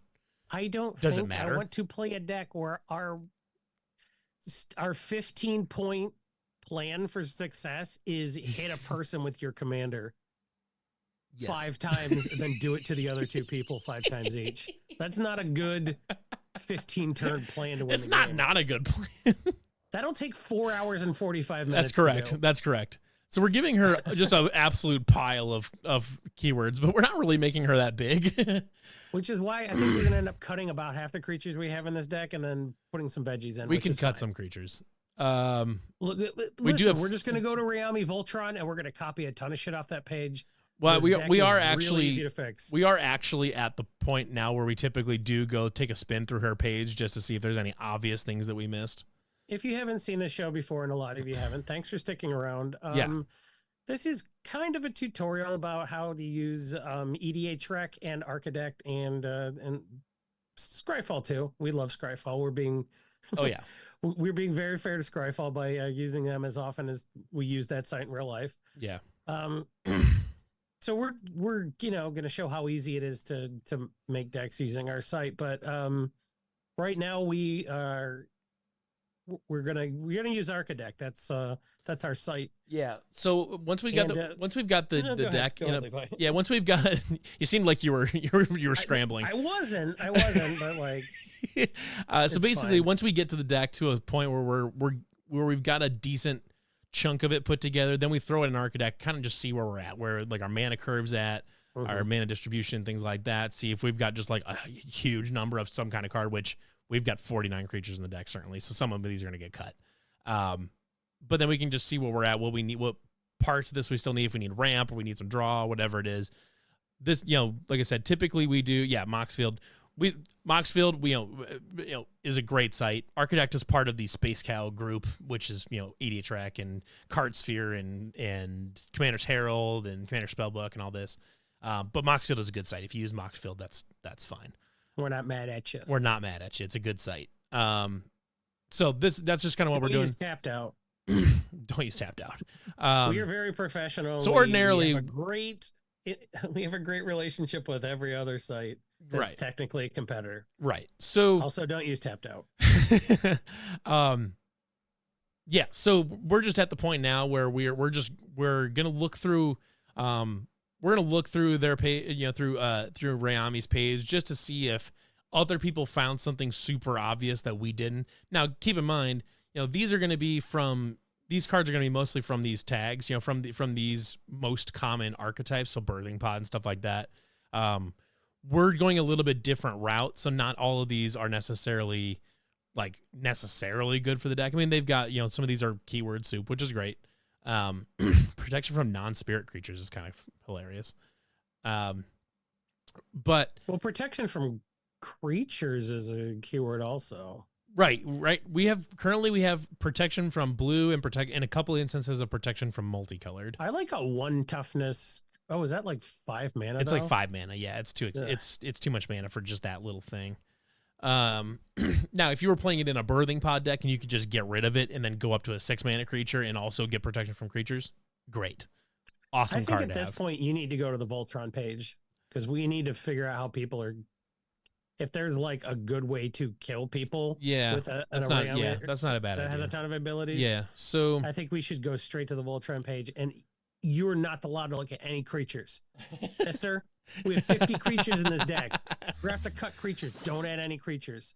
Scroll. I'm looking at Neoform. As an additional cast the spell, sack a creature, search for a creature card with converted mana cost 1 plus sacrifice creature. So it's kind of like Birthing Pod in a 2 mana sorcery, which I think is pretty good, actually. I think I'm going to throw that in. Let's see here. We've got a lot of these. Thanks for the follow. Pray for death. Death is following. Yes. Thank you for the follow. This is normally 30 minutes before I start to pray for death. So Glissa was one we looked at, but she's like $4, and so we're like, I don't know. Okay, we're gonna keep going through the creatures because Jason gets antsy when I start looking at creatures. Let's see here. Probably looking for more like enchantments and artifacts. We don't have a way to get an indestructible creature into the graveyard, do we? Yeah, the legend rule. Yeah. That's the only way we do it. So like Darksteel Mirror wouldn't work is what I'm thinking. Oh yeah, Darksteel Mirror. It has to be a legendary. Oh, so no, Glissa. I believe Glissa Sunslayer might be in the deck. I have to. It's not really an alphabetical order in this, but I'm pretty sure we got no artifacts in this one. Where the only Glissa we have is the one that brings back artifacts. Right. Yeah. So we don't have a lot of synergy with that Glissa. We'll be cutting creatures. Don't worry. Yeah. So I think Double Strike, but giving her Double Strike via Fire Shrieker is probably not the worst idea. Yeah. Fire Shrieker. And Inquisitor's Flail. Yeah, probably both of those. Let's see here. Raised by Giants. Fun little dealio. Make her a 10/10 right off the bat. Yeah, I was thinking of Raised by Giants. Yeah. It's just kind of boring, but like also having a 14 power commander doesn't suck. Yeah. I mean, we're playing backgrounds. This is 30 cents. Let's do it. Ooh, Vivian on the Hunt is Birthing Pod, but just on a Planeswalker. I love Vivian on the Hunt. Oh, Vivian's cool. Vivian's great. And she's. Do we want to put Pod in this deck? This is the only one. Birthing Pod itself is not put cheap. Neoform. Okay, yeah. But Birthing Pod itself is is expensive. Okay. Listen, we're not a Splinter Twin deck, all right? Are we running Splinter Twin? Yeah, we're running Splinter Twin. Are we running Zozu the Punisher? Not Zozu. Are we running Kiki Jiki? Yeah. Are we running Break the Mirror? Yeah. Are we running Splinter Twin? Also, yeah. Is this a Splinter Twin deck? No. All right. Let's see. Let's grab a couple of these nice little lands here. Typically, for these decks, we don't include basic lands when we ship them to people. We just kind of assume you have basic lands. If there's crucial non-basic lands, we will throw those in. But for the most part, we kind of just don't do that. It's a $50 budget It's deck. a $50 budget deck, yeah. You should play against other budget decks, I think. We can let's grab these cheaper ones like Sunken Hollow, Hinterland Harbor. I'll tell you, even the 5-color deck that we made that like we threw all of the tri-lands in, like the Opulent Palace type tri-lands, that deck still it functions fine. Yeah. I like the filter lands too. I know some people don't like them, but I like the filter lands. Verge lands are great. All right. That's good there. Sounds good. All right. Let's throw this thing in Architect and just kind of see where we're at. We're going to need to add some ramp for sure. Let's go ahead and do that. Create a new deck. This one is Rayami. First of the Fallen. Why are you singing? I don't know. I like singing. It's my fault. I should be vamping right now, but instead I'm just letting you fill the dead space, and you're like, yeah, I'm trying to sing in time. Okay, so let's go. Don't be not entertaining. Group by type. Okay, so let's see here. So we're at $60 right now. So we're a touch over, but right now we're at 76 cards with 9 land. So that puts us at 67. So that puts us at 33 lands right now. So we've got a cut for sure. I want to sort these by price because that will be a good place to start. Oh, Felix 5 boots. We hardly knew you. Oh, why is the Wise Mothman on the $9 version? That's crazy. Yeah, there you go. So we're actually way fine on budget. Okay. Because for some reason it's stuck a $9 version. And there's an expensive version of Mirror Image in here too for some reason. And that's why you don't buy from TCG Player Direct. All right. There we go. So now the most expensive creature is Sabsunin, and we're under $50. Get Sabsunin out of here. Why? Because it sucks. No, it doesn't. It's keyword soup and it's card draw. It's Bounty of the Luxa on a creature. It should be called Sad Suckin'. That card doesn't do anything in this See, deck. they would have called it that, here. but I assume, but they would have called that, but that the trademark is already owned by your autobiography. My autobiography, I called it Sad Suckin'. I put something grammatically weird in my own autobiography. Are you certain, sir? Am I certain? I don't know. I'm more incensed that you would imply that my grammar would suck in my autobiography than I would tell everyone I suck. Sad sucking. Oh, I suck. Everyone Sad knows I suck. I sucking. don't need to write a book about how I suck. I'm certainly not going to have a shitty title.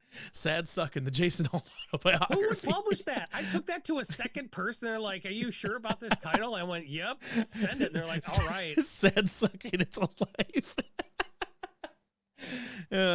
All right. So let's. We've got we've got an incredible amount of creatures in this deck, which is I'm so mad 49. That you thought a publisher went with that title. Oh, well, that's assuming that they would publish an autobiography of you. Look, Sad suck is how I play Commander. I love this. All right, so let's go back through and take a look at some of these. I'll publish an autobiography. Just you wait. Yeah, that's what I'm afraid of. Okay, let's look at a few of these. Actually, let's go by mana cost because I think I'm not like scared of mana cost, but I do. Stop sorting and cut the stuff that obviously needs to get cut out, man. You're just stalling. No, I'm not stalling. I'm sorting. I'm sorting because generally speaking, sort by mana cost. So you don't know where it is on the page anymore. Well, no, I want to sort by mana cost so I can go to the bottom here and be like, okay, this one's 6 mana. Do we really care about this 6 mana creature? Which is that's Sakashima's Protege? That's the one where it's got Flash and Cascade, and then you can either copy it or something that you cascade into. Nah. We're not a clone deck. What do you mean we're not a clone deck? We have some clones, but we're not like a clone deck. So like having a thing that just all it does is clone or clone a clone. I don't care. Get Sakashima's Protege out of here. You're not keeping up cascading into a clone would be a mega feel bad. Yeah. Actually, no, it wouldn't. Yeah, it would. If you cascaded into specifically clone, maybe, because. No, it's just any creature. Because you would just enter as a copy of the creature on the battlefield, and then you could just make another copy of it. Wait. All it gives us is menace, or did we want to have that in play? So you wanted that in play because it triggers combat damage triggers, but I don't think that's actually that useful in this. Because all the combat triggers we found were going to be from keywords. Right. So it's like lifelink. Yeah, I don't think Felix is worth it. Sorry, partner. Love Felix. Karen Wanderer, I don't know. Karen Wanderer suffers from the same problem as our commander, which is that like having a bunch of keywords isn't great if you're a 4/4, and like none of the stuff we threw in the deck to help our commander not be bad is gonna help Karen Wanderer. So Karen Wanderer is like the worst case scenario of our deck. Yeah, I think if you got into the point where Karen Wanderer is useful for you, something has gone terribly wrong. Something's gone very wrong. Yeah. Just wait till I draw Karen Wanderer. He's gonna have so many abilities because you keep wiping my board. I know we just took it out, but that card that flashes into a cascade if you did cascade into a clone, you could copy somebody else's commander, and then you would make that clone the copy of the commander, make the original cast clone a same copy of that commander. You sack one. Oh, but the clone in the exile doesn't give us anything. Never mind. Okay, never mind. Yeah, no, pulling it out was a good idea. Okay, so we've got a couple clones there, so that's good. Argentum Masticore, I think, is absolutely hilarious. It's such a good. It's funny. It's so good. It's such good synergy. Oh, thank you, and Taro CR thank you for the follow. Thanks for the follow. And if you joined a little late, you might think I don't like fun. That's not true. I like cards that are hilarious, but like they gotta be actually funny or be good at. I should say Rayami is the commander. That'd be a good idea. Yeah. Right. If it's not a good Magic card, it has to be very funny. That's all. Yeah. Okay. So let's start. So a Mole Drifter is good. It's card draw. It's flying for it's card draw and flying. It's pretty easy. I think the Junji the Midnight Sky and Carry the Swirling Sky are really great. Yeah. They're a good top end. Yep. Mothman. Massacre Girl, I like the idea of copying. I like the idea of copying Massacre Girl a whole lot. Wise Mothman, Questing Beast, Night Veil Predator, Miri, Lazav is maybe one. I think Lazav is one you could copy, because if Lazav dies, you just get Lazav. Oh no, he has hexproof though. We like the hexproof. That's one of the reasons we threw him in. Well, yeah, I guess that's one of the reasons we threw him in. Evil Twin. Yahenni's good. It's haste. It's also a sack outlet, which is really nice. The Vampire Nighthawk and Nighthawk Scavenger are both good. We got a couple edicts in Flashbag and Plague Crafter. Plague Craft, yeah, those aren't really. And a Curse Marauder. Miri the Cat Warrior is maybe one I would get rid of. It's 3 mana, so it's one green. It's also $4. And the Forest Walk doesn't. The Forest Walk doesn't. I'm going to get rid of Miri. Yeah, that's a good idea. Okay, so Nashi. I like Miri the Curse though. Still, Nashi gives you menace, but then when he attacks, you exile a legendary or a rat from your graveyard and copy it. You can cast the copy. I think that's pretty good. Yeah, Nashi's good. Wait. Well, hold on. I think we're going to end up cutting some legendary creatures here. Nashi gets worse the more legendary creatures we cut. Well, I don't think we're going to cut a lot of legends, but we're getting pretty close to where we don't need to cut a lot more. But more importantly, though, he exiles it from the graveyard, so it doesn't get exiled with a blood counter on it. Yeah, but it doesn't matter because it was never going to get seen by. Rayami anyway. Sure, yeah. So you're just saying you got to play. So anything that's in the graveyard, yeah, that you don't, and we're not pulling stuff out of the grave. We're not really pulling stuff out of the graveyard to put it back into play. Chant. I mean, we could be pulling stuff out of the graveyard. Like that honestly wouldn't suck. I mean, let's come back to it. But I mean, honestly, if we jam a Victimize in the deck, yeah, right, yeah. Or something like you don't even need to jam it. It's just a good card. I think let's pull Nashi out because I think we want to be able to we have enough things that give menace in this deck already. We've got a number of things that have menace, including the other Nashi. I'm gonna get rid of that one because I don't want to exile stuff out of a graveyard, out of our graveyard. We can cut Nashi if we keep better Nashi. Yeah, the other Nashi deals combat damage to a player. You can mill that many cards, then put any number of legends or enchantments from among them into your hand. I think that's good. Malcolm gives you flying for 2 mana. What does a Curse Marauder do? That's another edict, but it's better than Flashbag. Okay. Malcolm is the one he's got evasion. He'll give Naomi flying, which is great. And then if you can hit with him a bunch, you get to cast something for free. And very few people get rid of Malcolm. In my experience, almost nobody bothers to get rid of Malcolm. Get rid of that bat. Flying First Strike Haste. I don't care about that. Okay, I'm okay with that. Gifted Aetherborn is Death Touch and Lifelink for 2 mana. I think that's good. That's a really good blocker. Playing it early is good. Like Baleful Strix is very good in this deck for lots of reasons, but not the least of which is you just play it early. Yeah. But a 1/2 bat that doesn't have Death Touch isn't a great blocker early. Yeah, but little things with Death Touch are good blockers, and then they can just come back and give stuff Death Touch. But yeah, just a little Baleful Strix just gives you a ton of card advantage in this deck. Same thing with enters, you draw, it kills a card. Same thing with Gifted Aetherborn. It's just it's worth having that little stuff in. Mistcutter Hydra can't be countered, so that's haste and protection from blue, which is good. I don't want any other. I don't care about either of those abilities really. Protection from blue, you don't? Not really.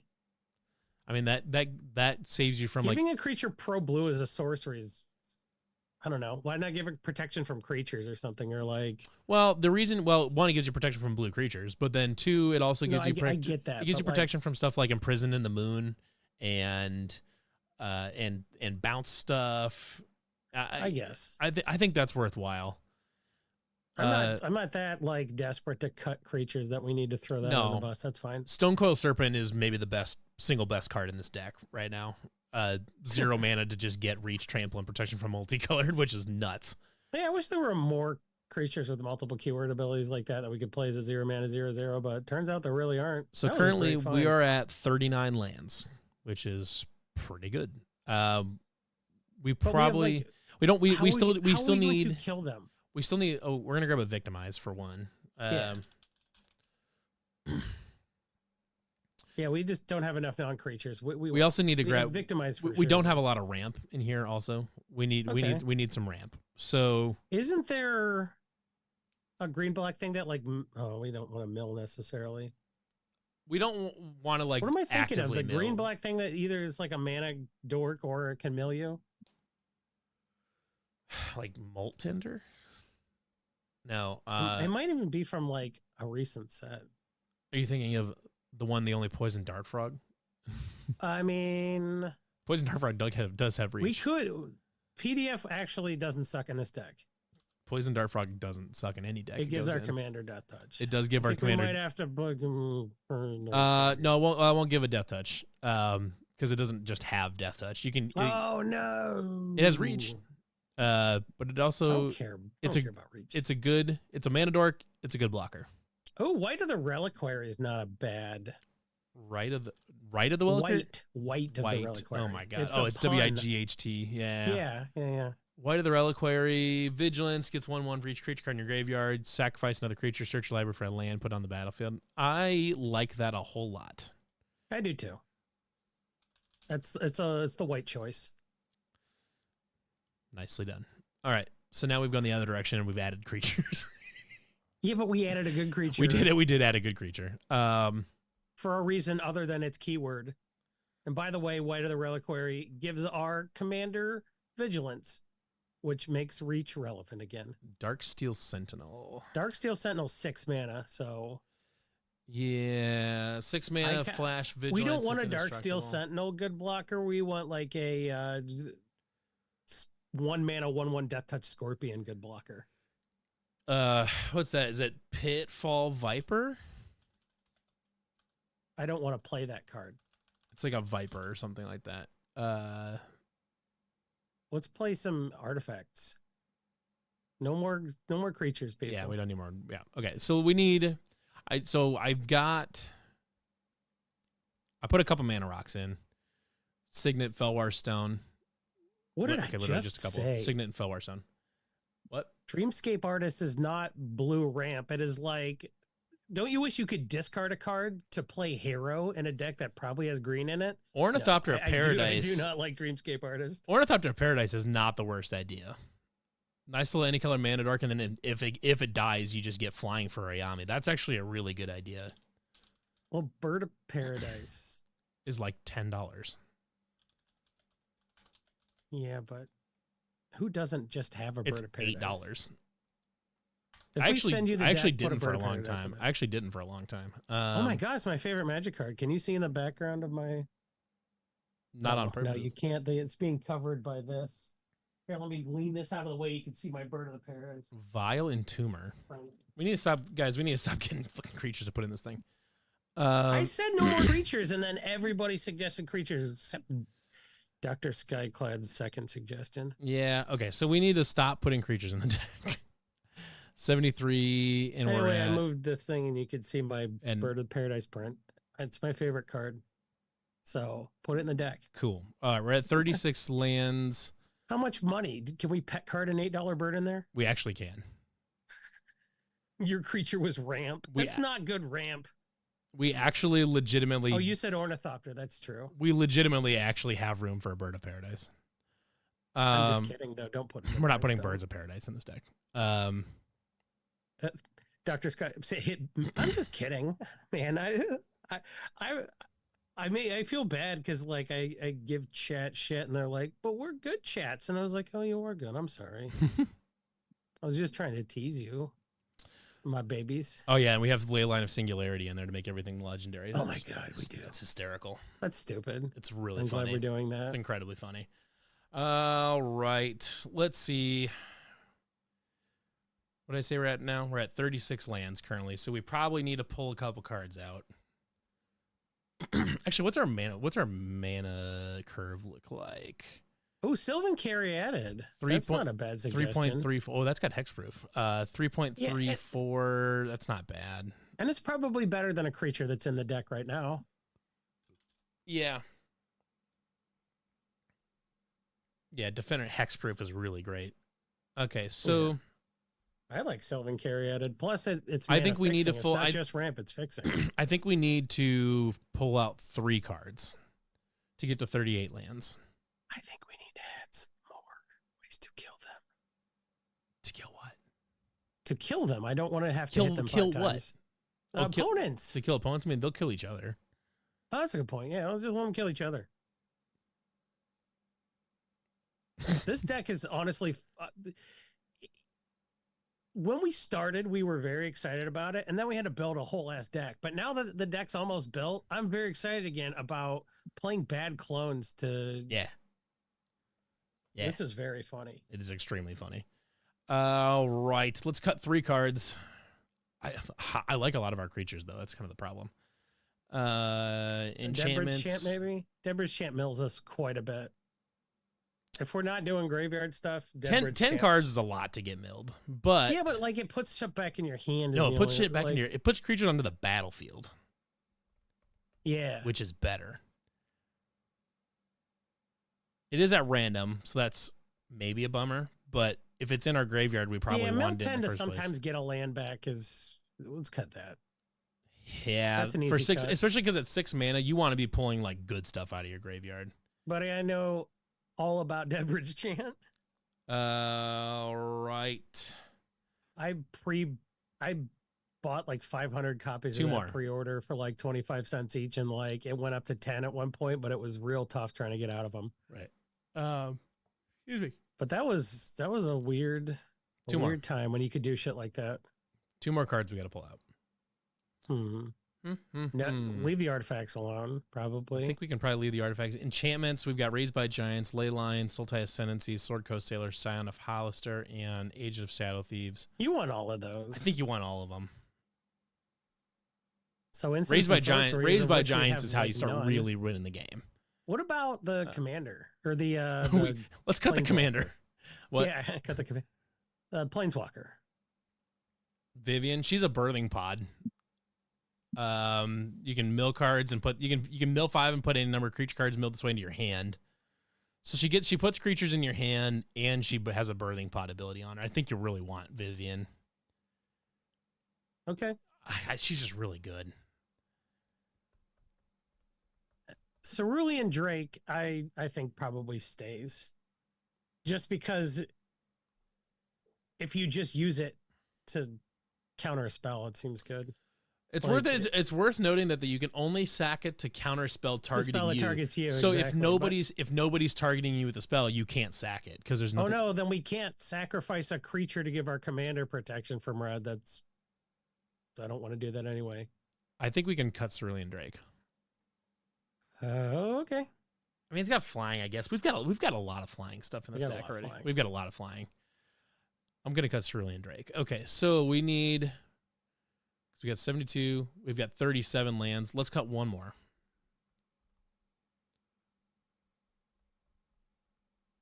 So there's Gliss. We do have Gliss of the Trader in here. Whenever creature an opponent controls is put into a graveyard from the battlefield, you may return target artifact in your graveyard to your hand. So you like it for the first strike and the Death Touch. You super don't care about that second ability. It's entirely irrelevant. Yeah. I think Gliss is the cut. That seems fine. I mean, if we have more artifacts, great, but we don't. We don't. We don't have any artifacts. We don't have artifacts that people care about getting rid of. Yeah. I mean, maybe Fire Shrieker, but like it's not. Okay. between Kefnet, Muldrifter, and like being able to copy stuff and like getting a ton of advantage, I think we're probably okay for We've card got draw. 38 we got Baleful lands. Strix, We've got 38 plays lands. We've got some itself. card draw. We've got a decent chunk of mana dorks and ramp. Victimize is in, right? Victimize is in there. I think this is good. I'm gonna get a giveaway started. I don't want to start a Gonti giveaway. Let's just look at that. Nobody entered. Congratulations. Nobody gets the deck. Okay, so the deck. Yeah. All right, so let's go. The message is going to be Rayami, so Rayami.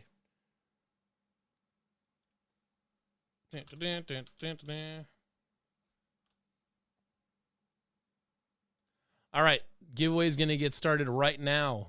If you would like to win this Rayami deck, you type in !Rayami into the chat, and that will enter you into the giveaway. Just like Kermie Vexus just did right there. And Larry and Binary Viking. Look at them go. Hey, thanks for the follow, Johnny. Yeah, thank you for the follow, Johnny the man. You the man. Absolutely. So this is actually what we can do now that we've got a little bit of time. Let's play test it. Just for funsies.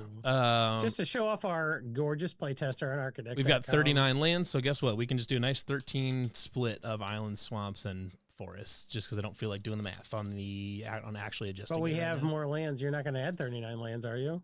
Oh yeah, you're right. You right. already have like 9 lands in the deck. Yeah, you're right. So actually, I need to add. So I need to get to 100. So we're at 26. So I need 8. So I'm gonna do 9 of. I'm gonna do 9 swamps, 9 islands, and 8 forests. Ooh. I got chills. Did anybody else feel that? That is a land base. Ooh. That's probably the best land base we've actually put into a deck. How generous. We're giving an exotic orchard away. And we're at $46 too. We're actually under budget still, even by putting in a bunch of non-basics in here. Oh, let's just there's the ley line, and we just don't have. You're 1 mana short from really from really wanting to keep that. Let's mulligan. That's better. Okay, let's keep that. Oh, I shouldn't have drawn the playcraft. That's right. Okay, so we are gonna go ahead and put the forest down. Next turn, island. And then we'll play the Sword Coast Sailor. Pew, pew. I'm gonna zoom this thing. You don't want to play the turn 2 Strix? I don't have black mana right now. I'm gonna go. Let's just say. You have an orchard. You have a black mana. We're gonna play the orchard now and say someone finally has a black mana on the board. All right, fine. Let's go ahead and we will play the Strix. And then we will draw a card. All right. And then let's go ahead and we'll sit down, just wait. Play an island. Let's play our commander. Bang. Rayami, First of the Fallen. Okay. Let's try to play Rayami on curve. That seems important. Yeah, so next turn, let's say someone swings into us, Baleful Strix dies. Congratulations, we've got a blood counter. Now Rayami has flying and death touch. Next turn. All right, let's play 0 for Stone Coil Serpent. So now Rayami also has reach, trample, protection from multicolored, flying, and death touch. And that's the bottom line, because Stone Coil says so. And that's turn 5. And let's black. Can we play? Can't play any of those. Actually, you know what? Let's do 1, 2, 3, and 4 for Leyline of Singularity. Bang. Swing Rayami at somebody. Good times. Sacrifice an island. Yeah. All right. Oh, there's Raised by Giants. Unfortunately, we're short of mana right now, but let's. I wish I could play Sab Sun, and that would be great. Let's just go play Crafter. Bang, bang, bang. Sacrifice this. Everyone sacrifices the creature. Probably their commander. Done. You know what will get us out of this? What's that? Not Dreamscape Artist. Yeah. There's a couple there. Let's say we grabbed a couple creatures that don't have... They sacked creatures that don't have any abilities. Next up, there's an island. Bang, bang, bang, bang, bang. Sab Sunan. Luxa Embodied. Excellent. Now we have reach, trample, indestructible on the battlefield. Let's go ahead and go to combat. We're going to do this. We would have gained 5 there. Yeah. So next turn, Sabsunin gets a counter, and we're going to draw 2 more cards. Hinterland Harbor is going to enter in untapped. And then we can go 1,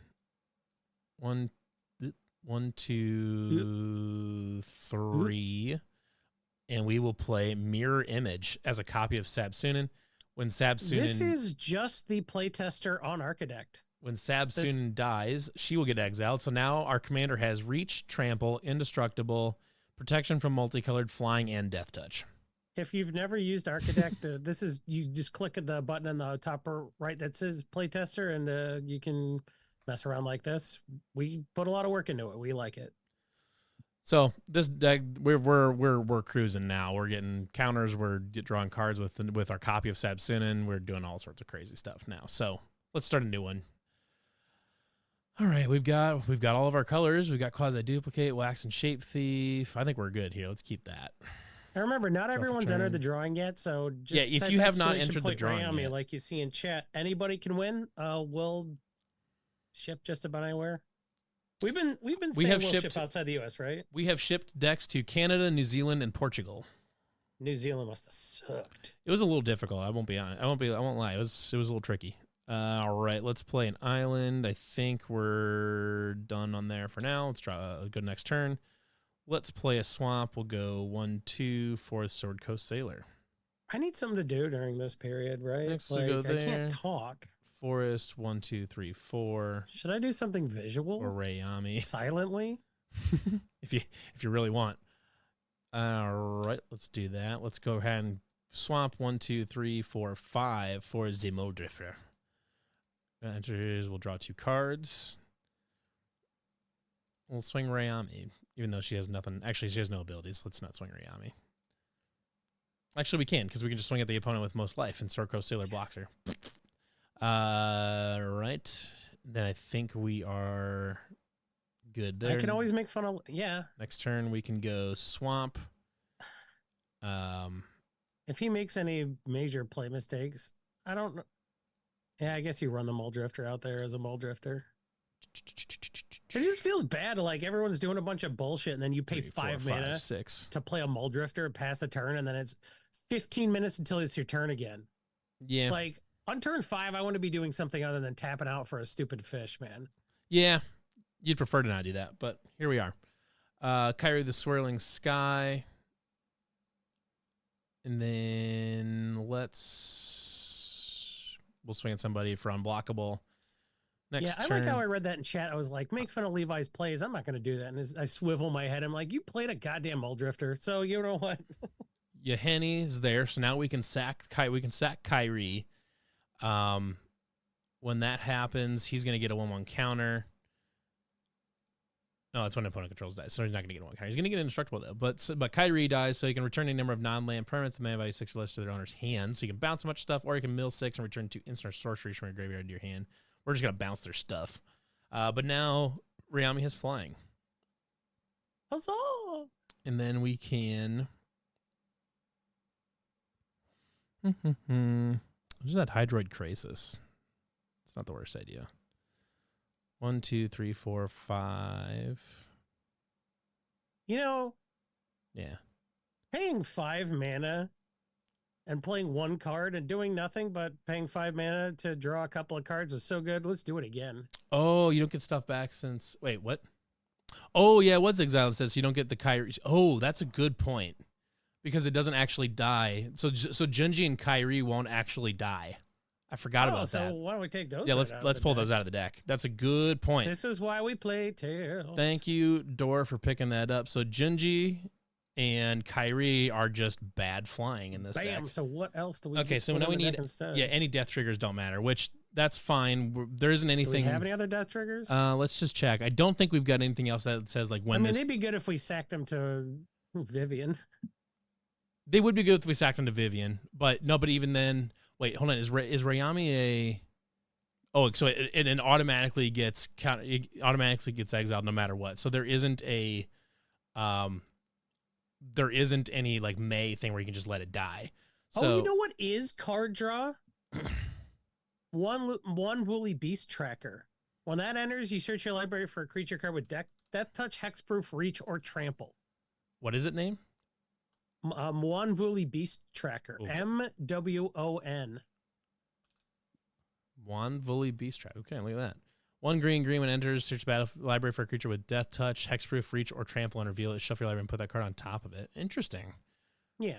Actually, that's pretty good in this because it's a tutor that is very specifically useful for this deck. Yeah.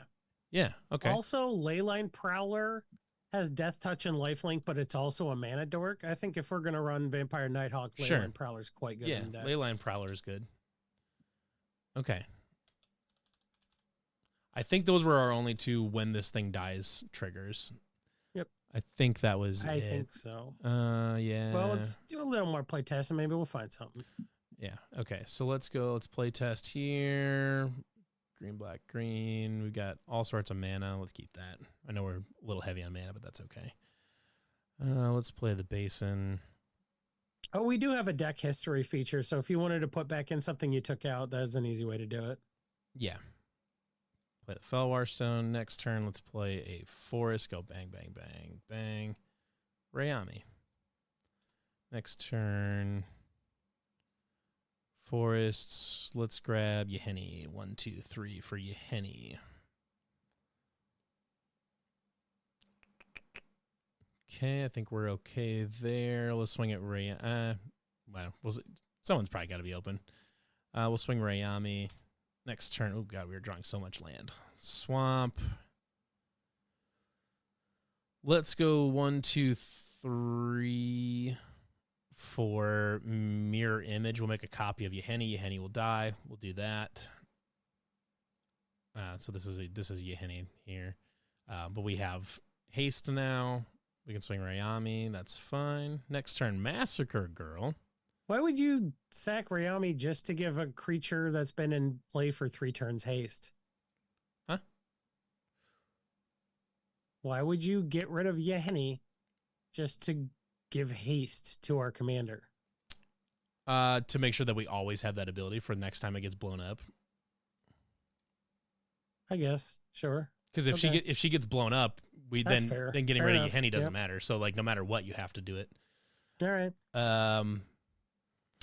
Let's see here. We have Massacre Girl. That's going to be kind of contextual on whether you want to play it or not. Yeah. Someone's doing some bullshit with some tokens. Yeah. You might want to start the massacre.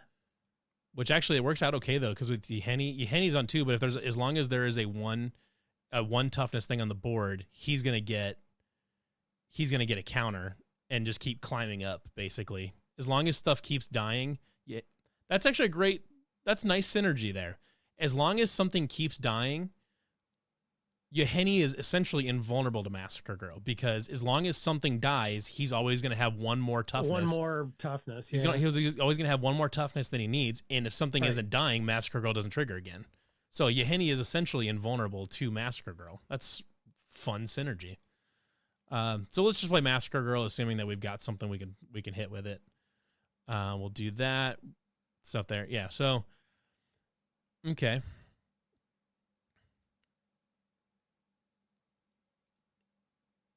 Just for fun. Oh, there's that Night Incarnate. Draw, leaves the battlefield.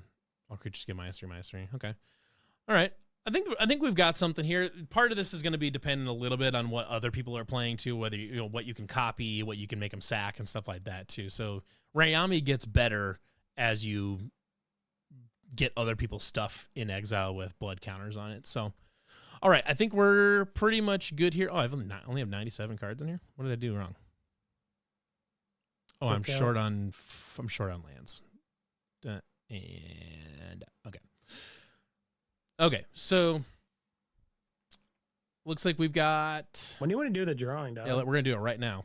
Cool. All right, so we're gonna draw the winner of this Rayami First of the Fallen deck, which is gonna go to Dun, dun, dun, dun. Metal Bird, congratulations on the win for this Rayami First of the Fallen deck.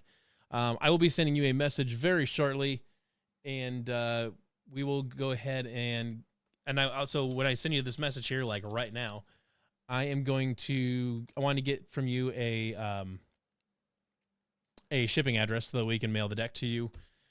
And yeah, so we will be back again next week to build another deck, budget deck. Don't know what we're gonna build yet. If anybody has any suggestions, we would love to hear them. If you guys have specific commanders you want us to build around, that would be very handy to get that information from you guys. Otherwise, we're gonna do kind of again what we did this week, is just kind of find something that seems interesting. Yep. We just want to need our site to build it. Yep. Alrighty. Well, everybody, thank you for a background pair. That could be cool. A background pair could be fun. Actually, I just was talking to a friend of mine. We're going to do a Baldur's Gate Commander draft sometime pretty soon here. I think that's going to be a lot of fun. Baldur's Gate was a cool set.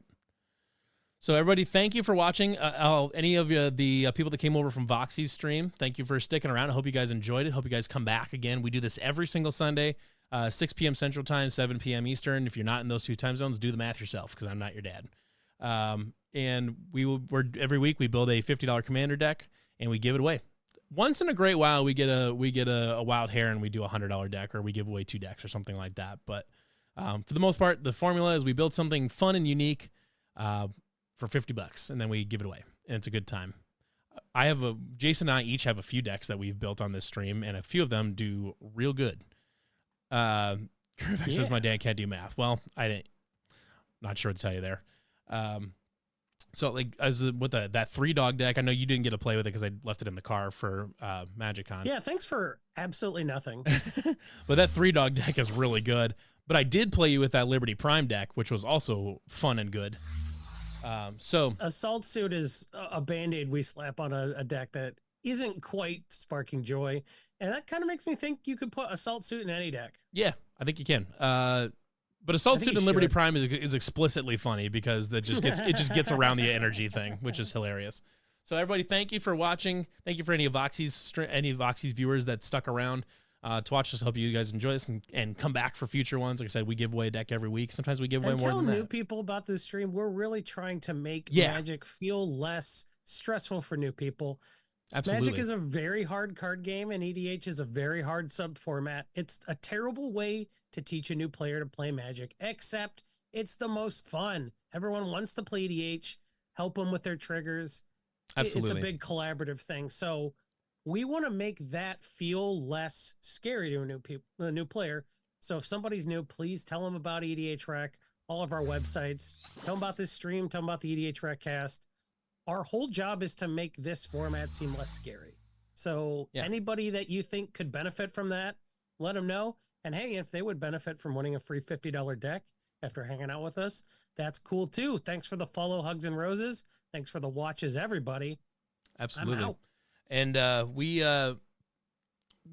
can confirm that soon-ish for sure, it is on the way. Commander gameplay streams are coming. I don't know exactly what the timetable is on that. I know it's coming. We've been talking about it. We've got an idea for how we're going to do it. Well, if you follow us, you'll get a notification whenever this channel goes live. And one of those times it might be, hey, Dana Roach is going live. So you never know. Yeah. And we've also got What's Up with Andy Zupke on Tuesdays. What's up with Andy Zupke? He interviews different Magic. He's got a interview with Gavin Verhey coming up. Is it next week? Or the week after. The week after. You'll go to the schedule. Go to the schedule. Yeah, so he'll be interviewing Gavin Verhey in the very near future. He does a nice job with his interviews as well. So more to come on the EDH Recast Twitch channel altogether. And the idea is to eventually turn this into kind of a sort of a TV channel where just every night there's just something going on. Where you got us on Sundays, you got Andy on Tuesdays. We'll have gameplay potentially on Thursdays, I think is what we were talking about. I don't know if that's been set in stone. We're going to get Mikey Crows in front of you. Maybe live I Am I the Bolus on this channel live, also. Am I the Bolus? We'll get all sorts of stuff coming up. So definitely, if you're not already following us, or if you want to subscribe, that we really appreciate that too. There's lots coming down the road, coming down the pipe for the EDH Recast Twitch channel. So Everybody, thank you for watching. We will see you again next week at 6 Central, 7 Eastern. Should we find a raid? Should we find someone to raid? Yeah, let's raid. Does anybody in chat have someone that's live right now that they really like? That we should send some followers to? Let's see here. Is 33 Elk online? We send people to 33 Elk all the time. Is 33 Elk still playing? I don't know. Let's see here. Do we got who else? Streaming earlier, who else can we raid? Does anybody have any suggestions for who we should raid? I typically try to find smaller streamers, like not someone that's rocking with like 200 viewers or something like that. You know, Trying Casually Games is playing Magic the Gathering. Oh yeah, I just saw that. Let's do that. We'll send some to Trying Casually Games. So yeah, everybody have fun. We will see you all again next Sunday. Later. Bye, buddy.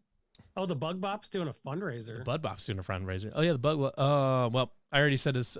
Well, you're already headed to Trying Casually Games.